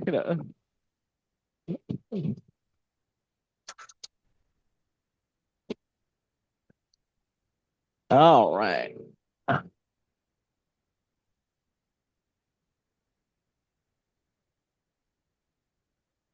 I think that tiger eye is done. Let me check quick. Let's see if it works for you too, Dallas. Well, Dallas, just by being in the room, your name's on the giveaway wheel. So let's see if you win the next spin just by saying that. I was saying last night, like one of the first times I was in the show, I asked, like, how do I get my name on the wheel? And then the next time they spun, I won. That's pretty cool. Uh-huh. You know, I only ever won the spin once, and it was out here when I was John, like when I was doing my test run, and John was like, "Oh, you don't get a win." All right, you can see our super attractive piece of tiger eye here. It's kind of a little dull. No In Shatoya. fact, even if you look at the broken face, you can see how much better it is. But yeah, that's pretty unexciting. Thank you, Cynthia. Like literally, if you just look at the broken face, you're like, that's so much better. So you can see if you're looking at this face and then cut for this, how disappointed you would be.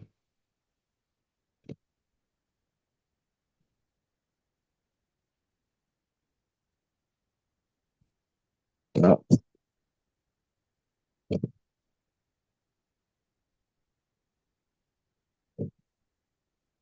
There's the other half of the most dull piece of tiger eye I think I've ever cut in my life. And then I really did not look at this side of this piece right here, because that is going to be a little bit of a pain to clamp. But we're gonna you can't even see the flash on this side. And I can already tell you this next cut's going to be way better. But we'll line it up to get the angle like that, so you can see the difference of angles in the two cuts that we're going to make.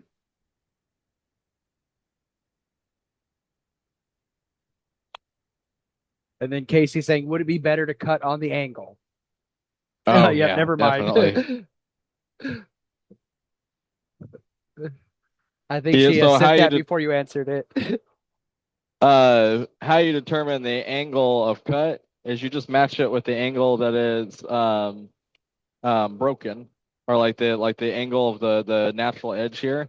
So that, I mean, when I do it, usually what I'll do is move the vise all the way over when I'm showing people and put the rock against the side of the blade there.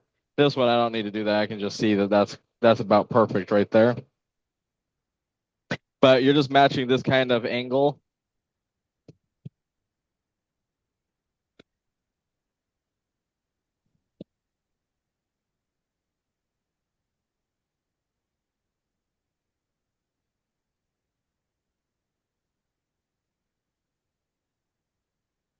And I'll get you guys a little bit better of a view so you can see what that looks like. And then we'll keep this monstrosity piece of tiger eye over by the live cell station so we can show this. And then Jeff asked, what if you don't have a natural break on the tiger's eye showing the chatoyancy? Oh, see, that's why I picked this side to cut. You cannot see the flash on this face. I just know it's going to be there because I've cut enough tiger eye to know that this, where the angle that this piece is broken at right here, is where the flash is going to be. So I actually don't need to see the flash. Like that piece doesn't show any flash right there, but I know because of the angle that this is broken at that that's where the flash is going to be.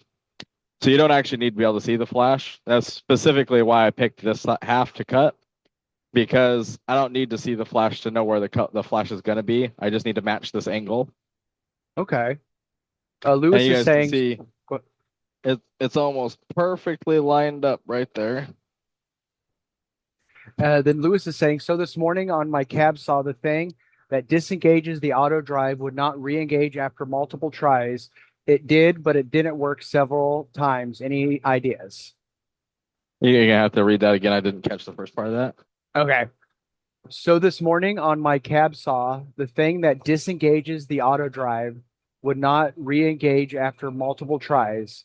It did, But the but it toggle didn't work. switch? I'm thinking the little toggle switch for the like the vice This right unit, here? but oh, is it? See it here? Yes. All right. That didn't engage? Like you couldn't pull the switch, or pulling the switch didn't do anything?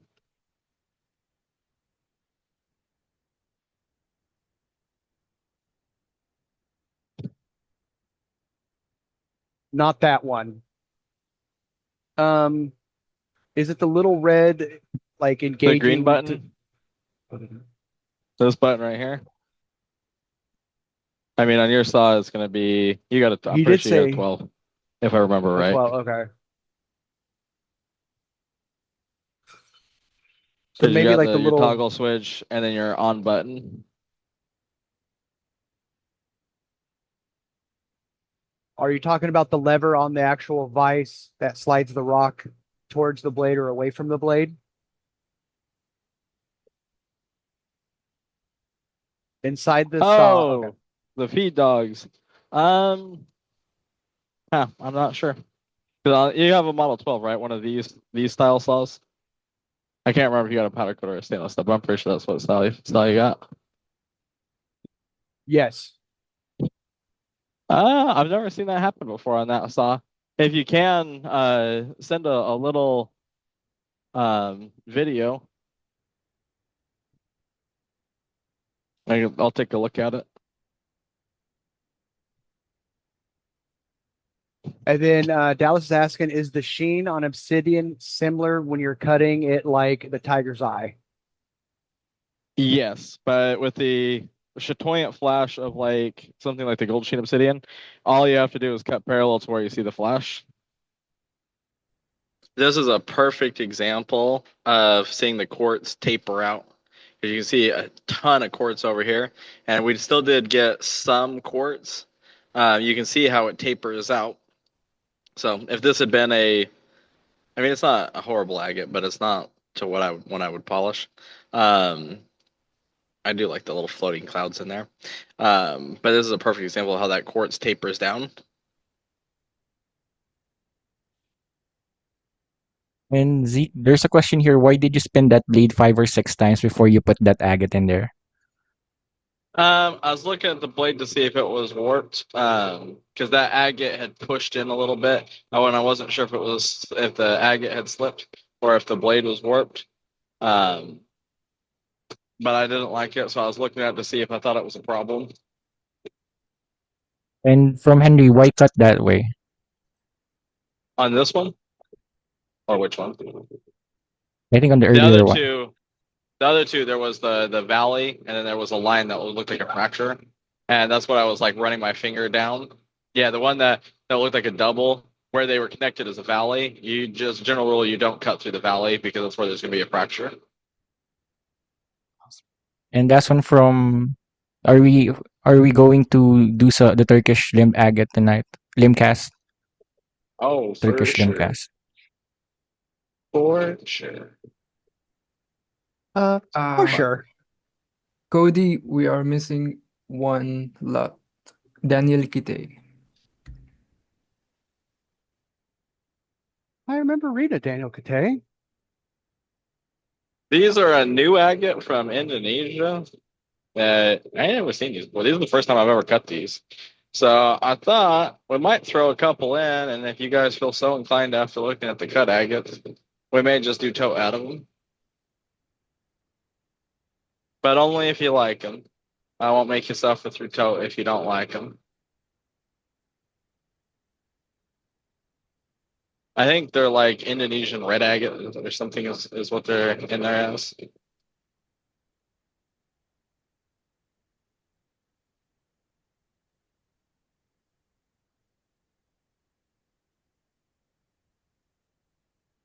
These nodules are 75 a pound. Okay. Okay, you're right. There's no waiter ticket in here. I guess I was me. Like the team ever Yeah, you messes hate up. that. The team never messes up. It's always me. Okay. Now we're good too. We get for Daniel Kate, lot 4378, 1.22 pounds. Sorry about that. Thanks, Cody. You're the best. You're the best.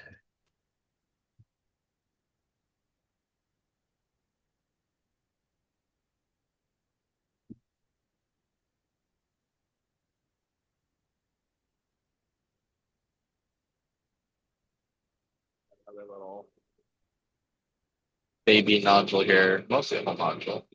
I'm so excited to see how these come out. I wanted to cut some, so I had an idea of these before. We didn't tonight, but I ran out of time. So I was like, oh, I guess we'll just have to cut them with you guys. I'm sure they don't mind.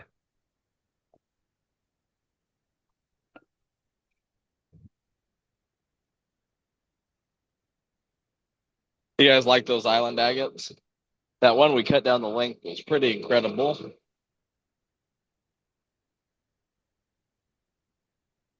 That's so funny, isn't it? That's pretty good, Cynthia. Or Cynthia, thank you. Go, Grease Lightning, go. Now, let's look at this tiger eye. You guys want to do island agate tonight too?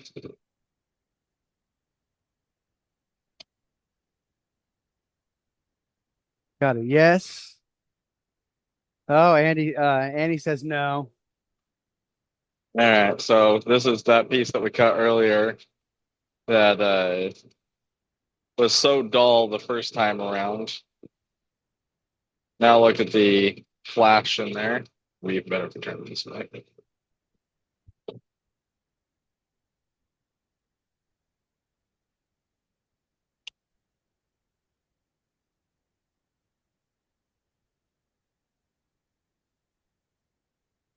This will be a good display piece because you can see this dull, boring cut in comparison to that cut. Oh, wow. So this is what happens when you cut flat to the seam. You can see the seam right there, the top and the bottom. And then this is what happens when you cut with a broken angle. Wow. Crazy to think that's two different sides of the exact same, like, quarter inch, half inch. Yeah, Well, maybe an inch. yeah, that's pretty unexciting. That is a vast improvement. That help anybody out there with their confidence on cutting some tiger's eye in the future? Yeah, of course. Oh, awesome, Sharon. Good. I'm glad. You know what else I brought down? The crate of Sumatra agate.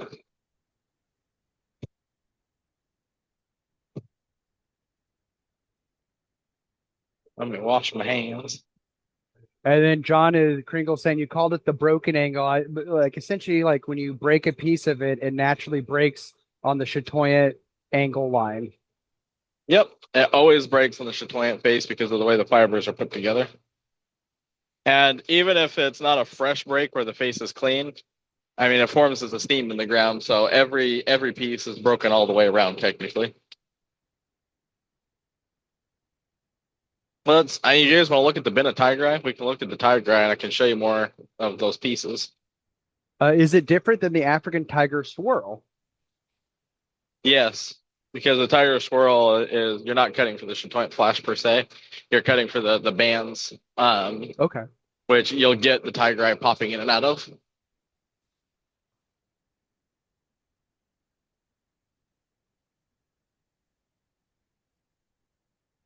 That one turned out to just be a quart center. Oh, some of the inclusions in these are funky.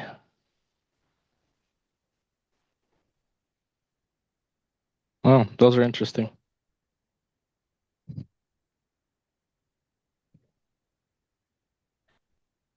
Let's see. Let's throw in some Sumatras next.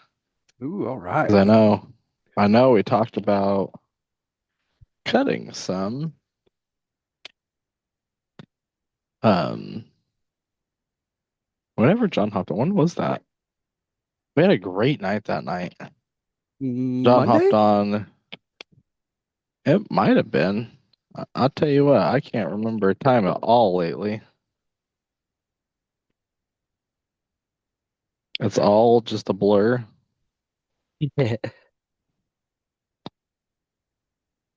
All right, I'll stick one of these on each of the saws.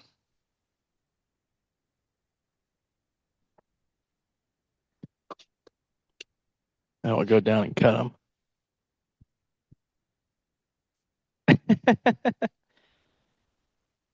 Yeah, I think I'm going on about 2 months of just.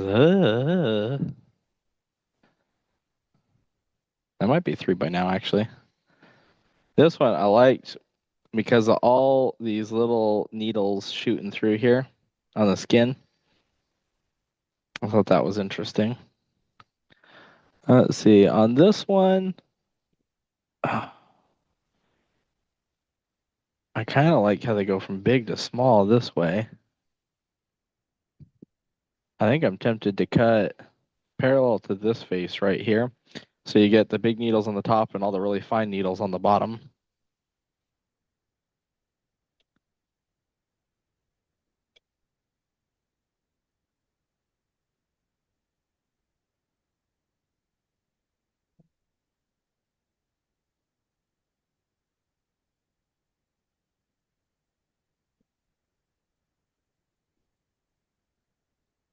But these are the Sumatra agates are really interesting because you can get sprays, you can get tubes, you can get fortifications, they can iris.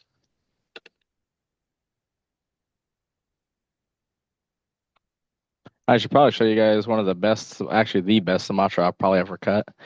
It's so good that after I cut it, John was like, dude, you got to polish that and put that on my desk. I love that.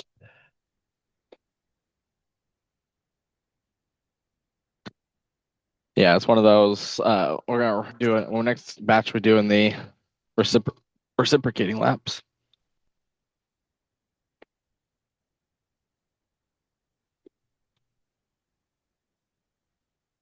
This one I think Ooh. is gonna be very lightly banded, but I was like, we gotta try a variety of these to see.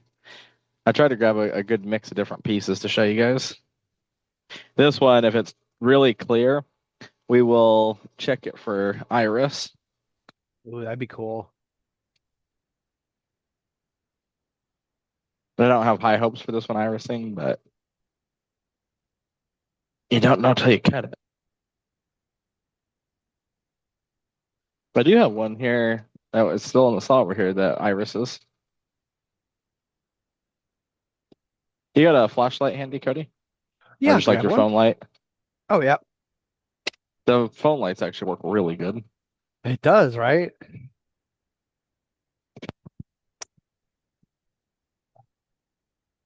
My hands are covered in oil, so I'll just hold it up if you want to move the light around behind it. This is a Sumatra agate. Oh, there you go. Not optimal place to be showing you guys, but you can see the rainbows in those bands. That's awesome. But if you look at it without the light, you can see most people, if they cut that, probably would have been like, "Oh, that's not that exciting," and taking it out of the saw, and would have missed out on all that rainbow. I love that you get 3 layers of rainbow in there. That's so cool. Yeah, that is really cool.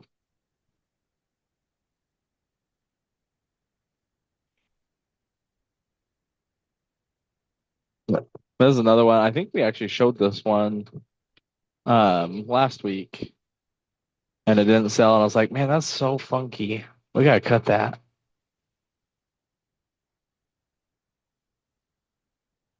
I know it wasn't the ones we showed Monday because we literally emptied that tote out. Yeah, there's just I don't know if dust you, left in there now. I was gonna say, I don't know if you saw that bin, but there is quite literally nothing left in Nothing. there.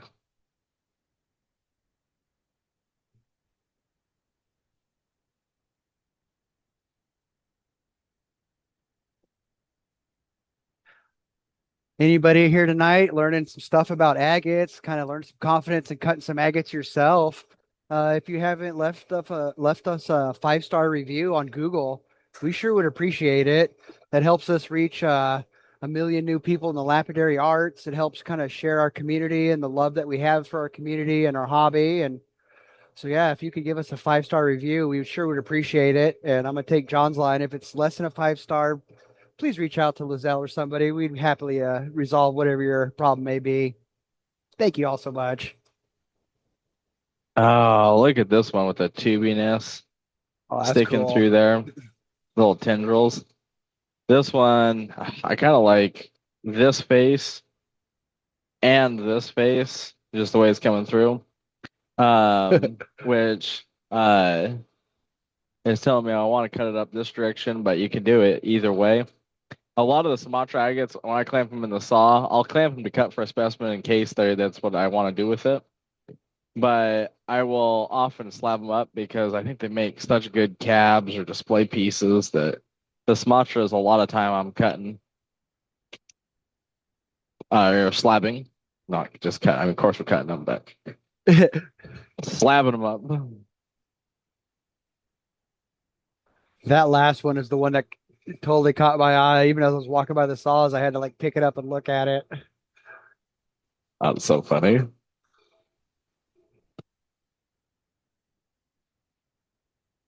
I prefer the diamond shoelaces, Brad.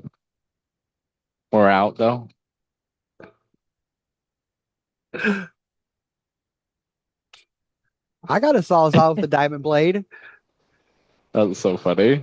What I always wanted was one of those chainsaws with a diamond blade. Yeah. They make them for mining that are so cool. Yeah, this is the one that caught my eye, just that dark skin. Yeah, it's interesting. Very interesting. This one, I'm kind of the way the tubes are shooting through. I'm kind of thinking parallel to this face. I mean, you could do either Okay. end, but I like how they're shooting across. I think that'll make for a fun pattern. Okay. Although,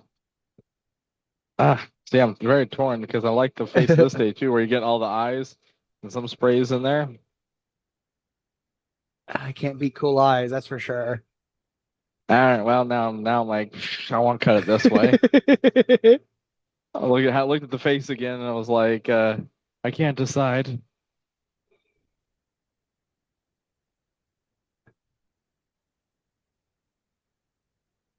Oh, I keep him and Han at this one. if you look right there, there's a fracture. Oh, So if we yeah. cut it this way, we're gonna have a fracture going right down the middle of the agate. So, which is fine if you're gonna do cabs. For a specimen, though, you definitely wouldn't want that in your piece. Thank you, Oh, gents. We appreciate that. yeah, thank you. All right, we're going for the zigzaggy pattern on the bottom there with that fracture in there. Nice. Sometimes you can be like, "Oh, thank you for the fracture." It helps make the decision easy. Uh-huh.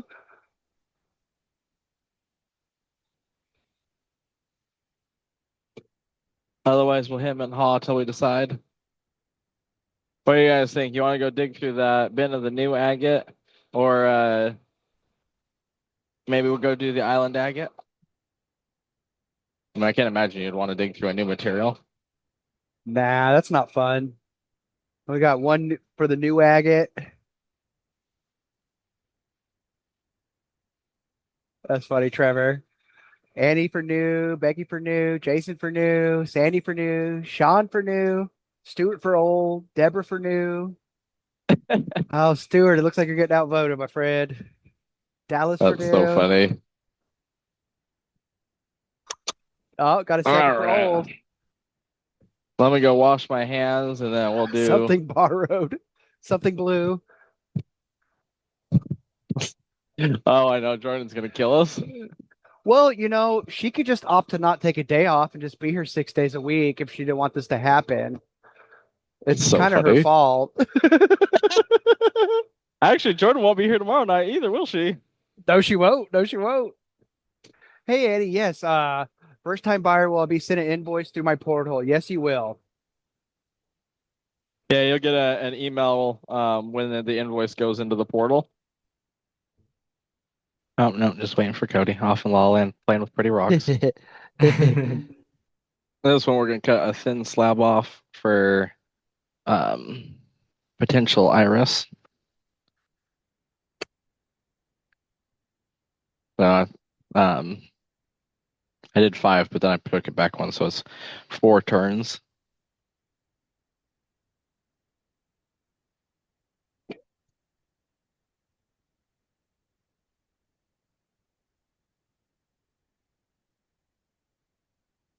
Oh, that is so cool. I love that. All those shooting little needles in there.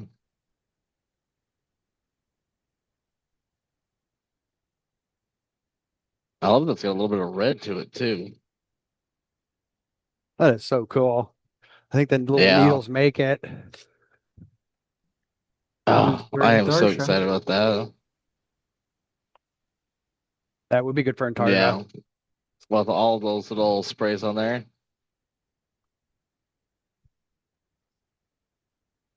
I was just thinking just a cab out of that, or this is polished face with all those shooting little sprays in there is so fun. Like especially this red area up here. We definitely gotta take a slice off of that one for a cab.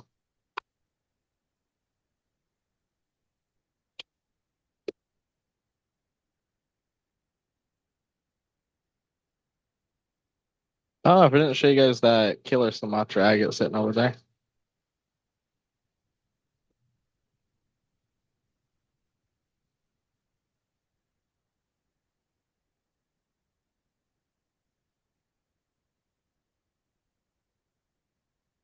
Yeah, we'll take a slice off of that one too for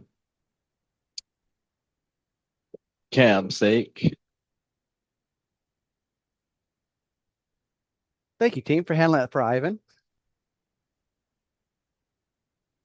Now, this one's pretty tempting to keep slicing up too, but honestly, it's pretty nice as just a specimen. Oh, that's kind of cool. Yeah. Oh, it's crazy. You look at the outside, it's just all kind of that cream color. That's really funky one. I like that one a lot. Yeah. All right, what should we stick in these other saws? Mozambiques or Lagunas? Henry wants you to high bid that last one. I bet so. That one's pretty sweet. Zach, you're saying the Mo's on these like a 7. Oh yeah, yeah, they're nice and hard.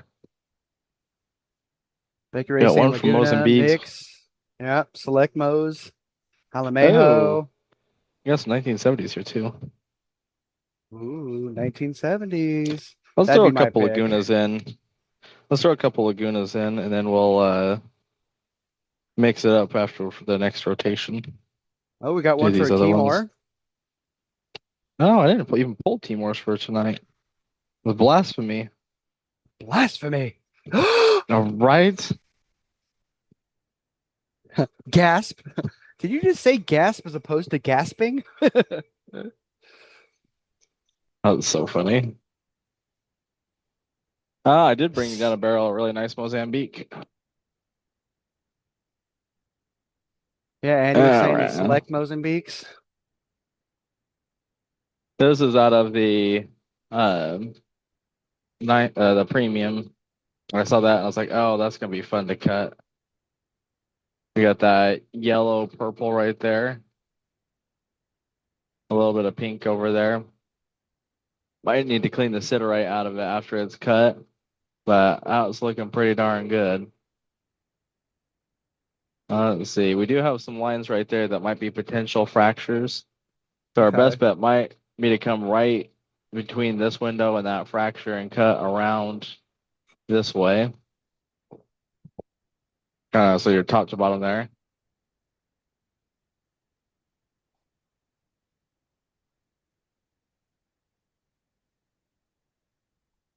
And you clean some of these agates out of the catch tray. Starting to get too many in there.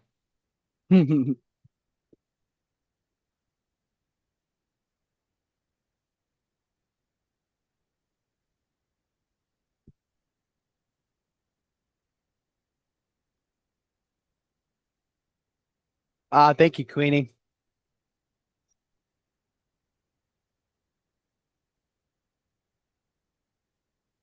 Yeah, so yeah. Well, let's see. No, this way is better because then you can see the fracture or the window better. We just got to make sure we don't have too much agate sticking out of the vise. No, we have it slip.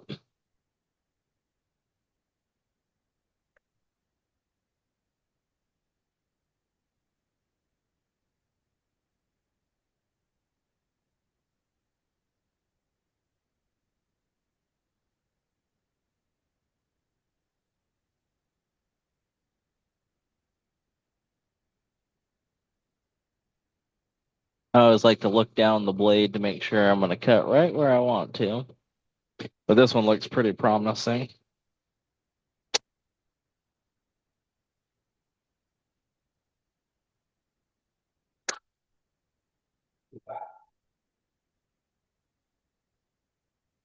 This one was really cool too. I love all the shooting little tubes in there. Oh, is that Like center kind of especially, purple? yeah, it does have a little purple in the center. Oh, I thought that was really cool.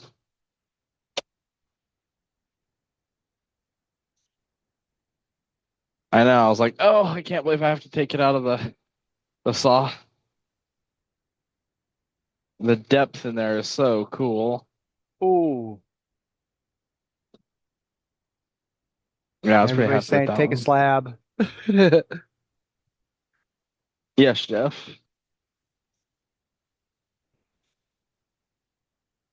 You guys want to dig out of that? I have the crate of Sumatra down here because we cleared out the tote.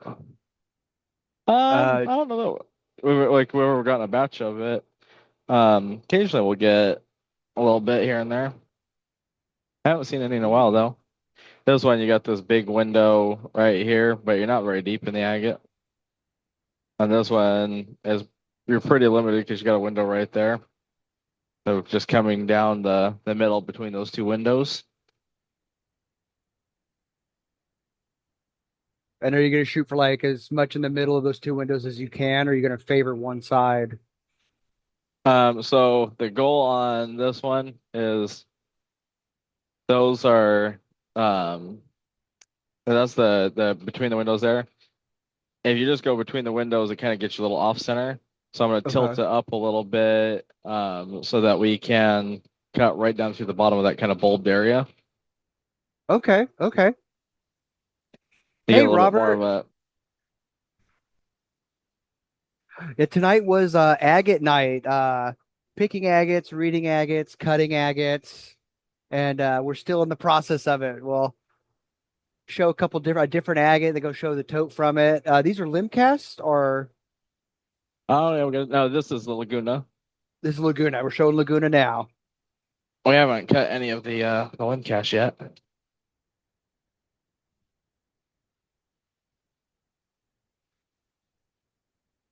Oh, the Jeff Perrin said new Mozambique tote. Oh, yeah, that's always a fun one. I can do Mozambiques too. I like Mozambiques. I figure we'd do a round of cutting Mozambiques too.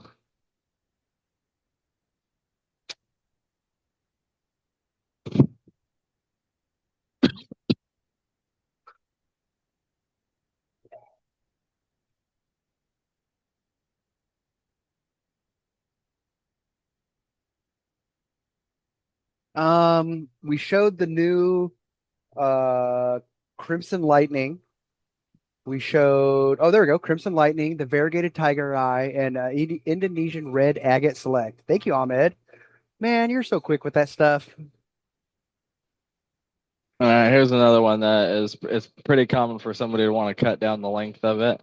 But you got this big valley between the two where you got these two nodules. Almost guaranteed a fracture right there. So if you cut through there, 99 out of 100 times you're going to get a fracture right in the middle there. So this one you're much Okay. better off just cutting through one half of the nodule. This is our bigger, more symmetrical nodule. So we'll just cut through this one, treat it like an individual nodule almost. Okay. Although I have seen agate collectors buy agate specimens where it's been cut like this, and they'll take it and cut the second nodule so they have another specimen to sell or add to their collection. Okay. I don't And ever then do just that, but I've seen it done.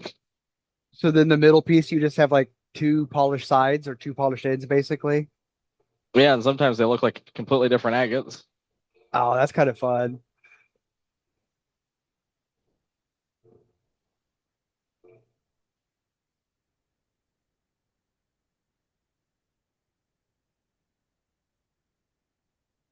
All right, get that clamped up. And then I'm sticking my finger underneath here and feeling the blade and the agate so I can look for the bottom kind of center where it rounds out so I can feel it as I move it over.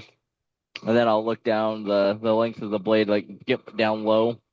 So I'm looking at this angle right here, making sure it's lined up where I want it.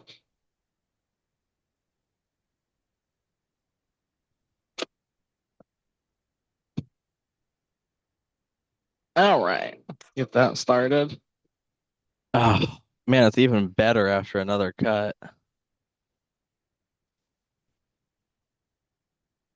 That's gonna make some really cool cabs. That's one of the Sumatra agates. I'm very excited about that one.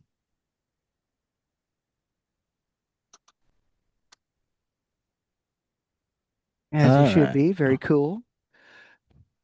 See if this has any iris to it. Those outer bands look like they possibly could, but I don't think so. Definitely has some nice turtle backing in it. Hold it up to the light for a second. Good night, Mike. Yeah, I don't see any iris in this one, but it does make nice turtle back pieces where you get that pattern in there. Actually, looking at a slab off this one with the yellow in there, that would make really pretty cabs. That Although would. you definitely want to cut them a little thicker than that for a cab. This one is Jeffrey had also a translucent. Jeffrey had a question. Is the oil maybe diffusing the light? The oil actually helps when they're not polished, be able to see Okay. the iris. Let me grab it one that Okay. we cut that does iris, and I'll show you what it looks like.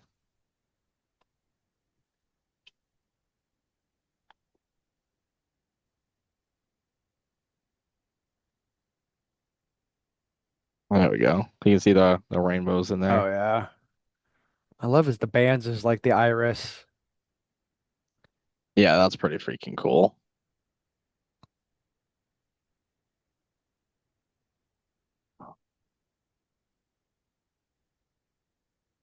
I don't know why, but my first thought was like, I want to put that on my tongue. That It's, was the most little kid impulsive thought. it was. It's just yeah, super impulsive thought right there. That's so funny. All right. Well, this one definitely is going to be a cabbing or skin polish piece.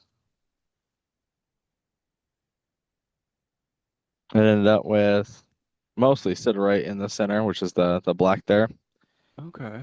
but still very pretty bands. So this one, like if I had bought this agate, what I'd do is start cutting off all of the outside of that to make cabs, or I would come and take like a big face like this area right here and start grinding it in and polishing it so it's still a really cool specimen. Oh, that would be cool. All those colors start being exposed. Actually, this one you could take one half and do that with, and the other half and do the cabs with.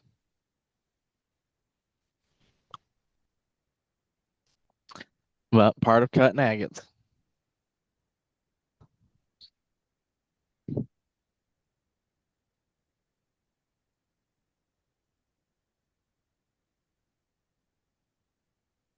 Oh,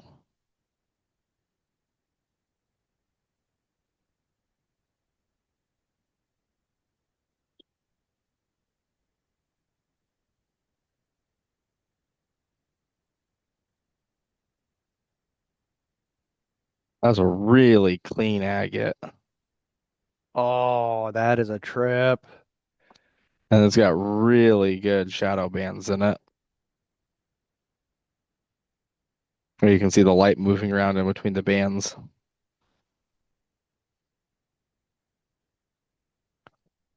Ooh, what are we going to go to next? This is like agate cutting's got me going. I want to see I them know, right? all. It is really fun to cut the agates.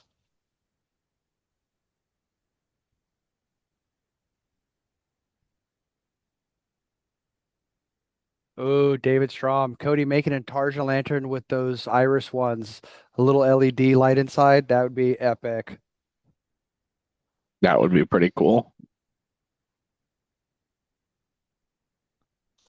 All right, let's see how we did on this one. Oh, this one turned out very nice too.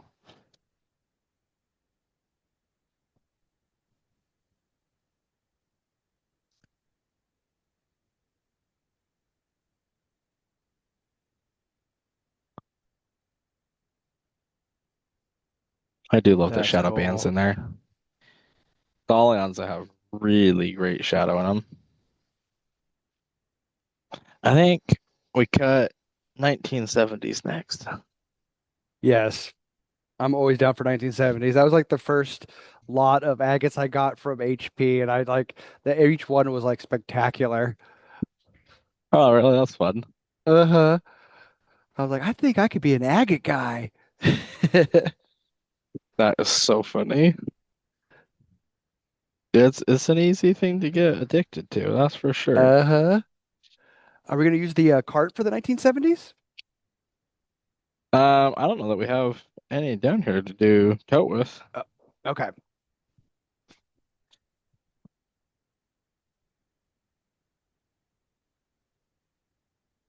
I think we've been going through it so fast, the bin is getting emptied regularly.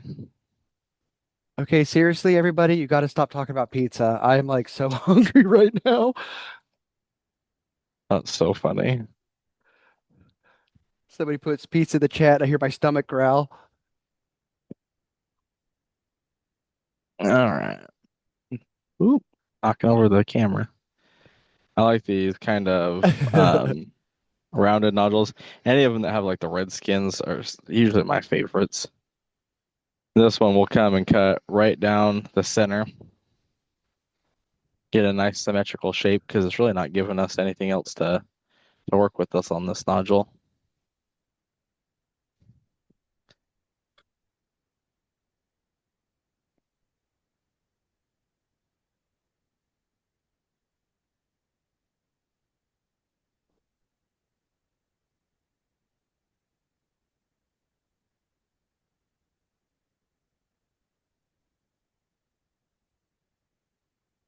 All right. There we go. I guess we could always just offer up a deal on the 1970s since we don't have any to dig through. I doubt anybody be interested in that. If you're interested in that, This say, one,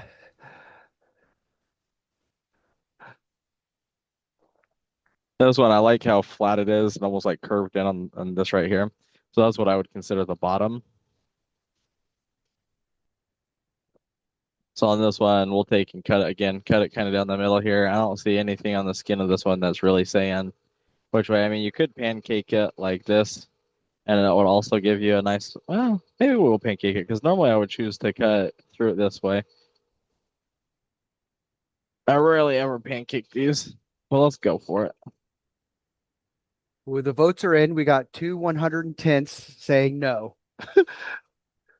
210. That's so funny. All right, I guess we'll just have to cut them all. Cut them all. I love it.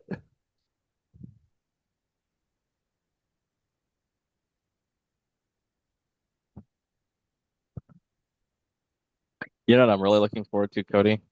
What's that? Eva made a homemade Caesar salad dressing, and it Oh, is okay. super zesty. And Okay. I'm like, after all this pizza talk, I'm like, I'm gonna go home and lick that bowl out. Yes. Yes. I love that. uh, this is all I can think about now. All this food talk. You guys are killing me. Chantel often will get a pizza that she can never finish. And she'll bring it in here, and whoever is hungry at the moment will be like, "All right, I'll take it," or we'll sit Uh-huh. around and eat what's left. She never finishes it, and I'm like, today would have been a good day for that. Today I got grilled chicken that she didn't want to eat, and then yesterday I got a burger from McDonald's she didn't want to eat. That is hilarious. It is when you have the ridge running this way. So I think we're gonna come up through and cut it this way, and it'll give us a nice little like flame shape.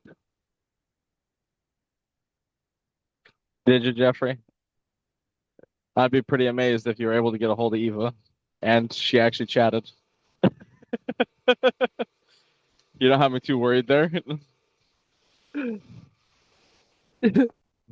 and I were talking about the being on camera, and she's like, "I'm fine with you doing it, but I am not doing that."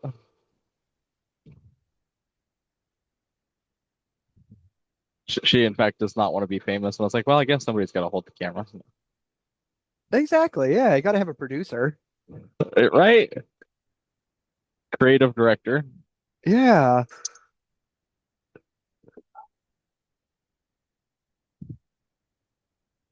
I know everybody here is super excited to meet her someday. I was kind of surprised actually. It was like the only day that nobody came into the warehouse. I brought her here. It was a Sunday, and like normally, like even Sherman or somebody will be here, and there was not nobody came in that entire day, and I was like, that is a miracle. No, Tay, Sherman, you weren't here. Yeah. Jordan didn't pop in. This one's gonna be really nice. Patrick say, does she really exist then? If nobody's seen her. That's so funny. Tay has met her. Okay, We so went we got proof. yes. This one you got a window on both sides, so we'll come and cut down the middle right here. I was told I'm not allowed to share pictures. Lozelle can also attest to the pictures, though. I was gonna say, actually, you can't share it, but you did show me the picture, so I have seen pictures. It's so funny to have somebody that's so private versus Yeah. somebody who is so like my entire life is on the internet, Yes, and exactly. and it has been since I was like 4 years old. Yeah.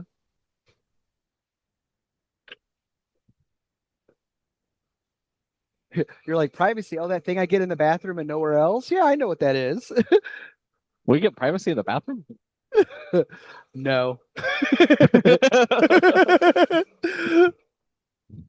I swear, one of the stalls is always out. There's some guy there. Hey, can you help me? You're right. It's happened like 4 times since I've been here, like in 2.5 months. Oh, yeah, TMI. Sorry, Suji. That's funny. Oh my goodness. Oh, My, whoa. I was like every time I look, like every cut, it gets so much better. Dude. That is an insane Sumatra.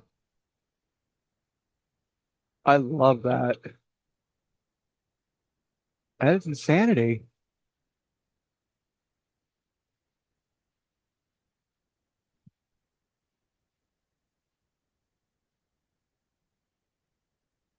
This one, yeah, I really like this one. A lot of people would avoid an agate like this because you end up with like all these little blue windows or gray windows where there's nothing showing.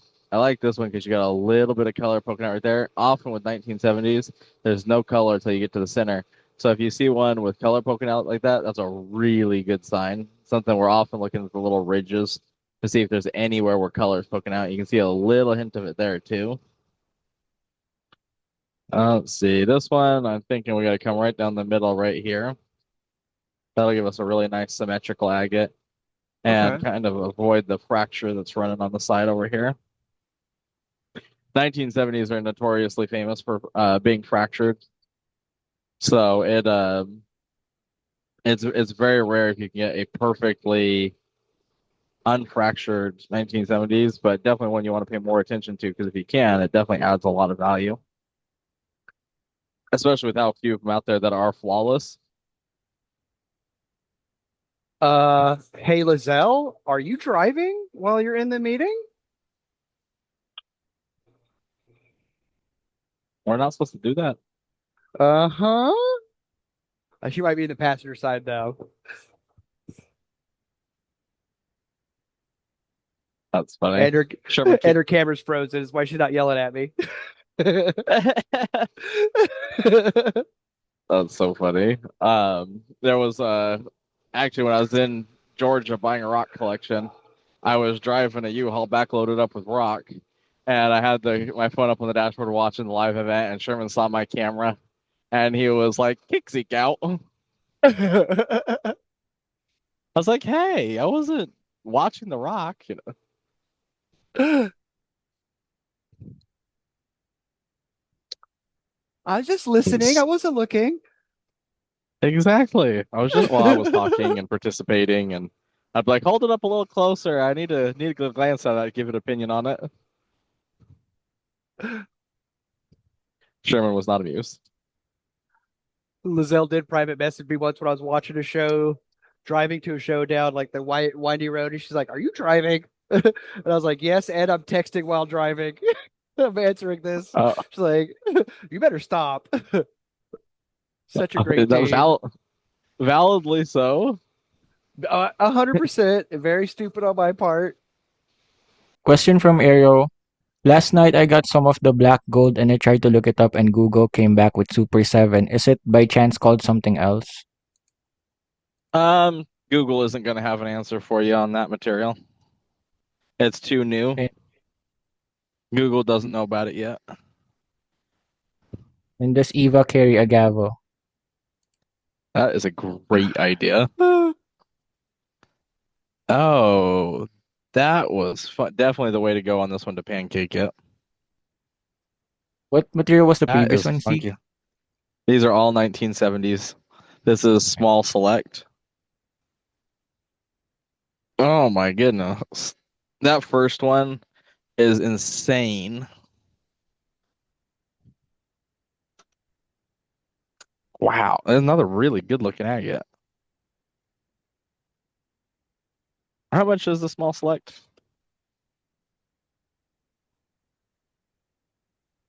Good check on that one, Zeke. Thank you.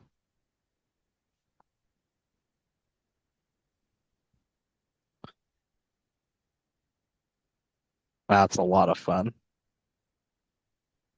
We should just do this like once a week at least. Just have an agate cutting night.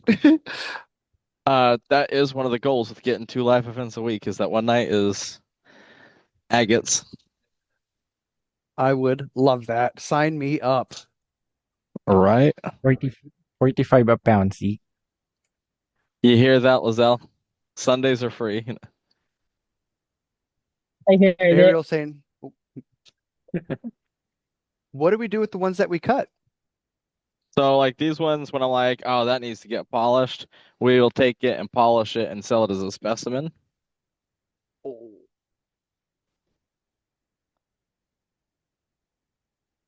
I love that. Like red, red, That red on the is, outside. yeah, that's really nice. I mean, like that agate right there is stunning and very, very clean. Oh man. All right. So you can order it 45 a pound, or I'll tell you guys what. If you want to do 4 pounds or more, I'll do it for well, so if you want to get 4 pounds, I'll do it for 160.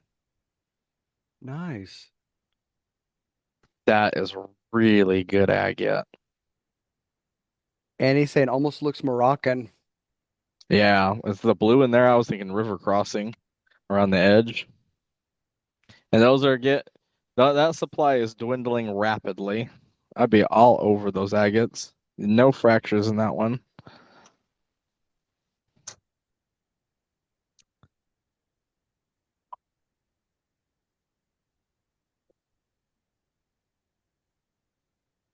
Thank you, Lizelle. Aren't you driving?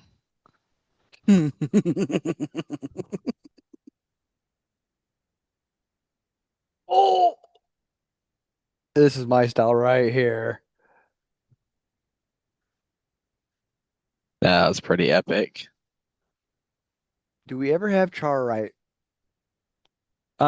It's been very, very hard to get because of the conflict in Russia. So we're working on it, but we do not have any at the moment. And then this isn't still being mined. Stockpile for the last 50 years.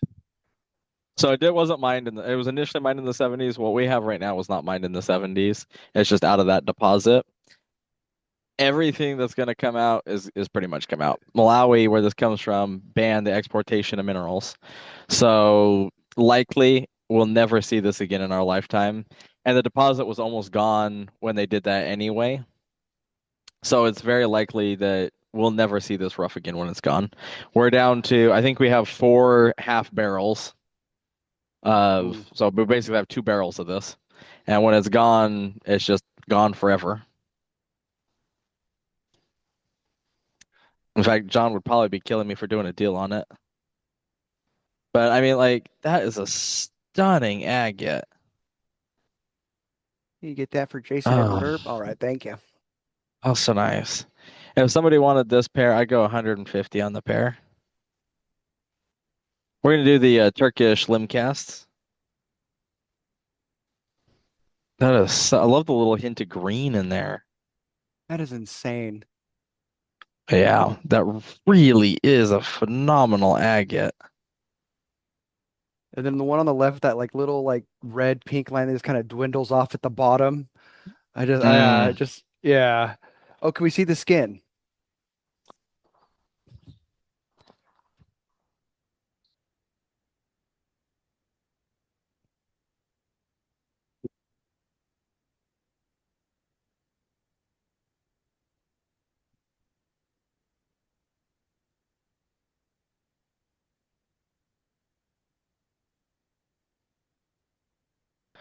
Well, awesome. Thank you guys. It was a ton of fun. I'm glad we got to cut some fun things. We'll definitely pull out some of that Mozambique for tomorrow night for you guys, and we'll have to cut some of those. They're a lot of fun. I love the Mozambiques. And exactly, David.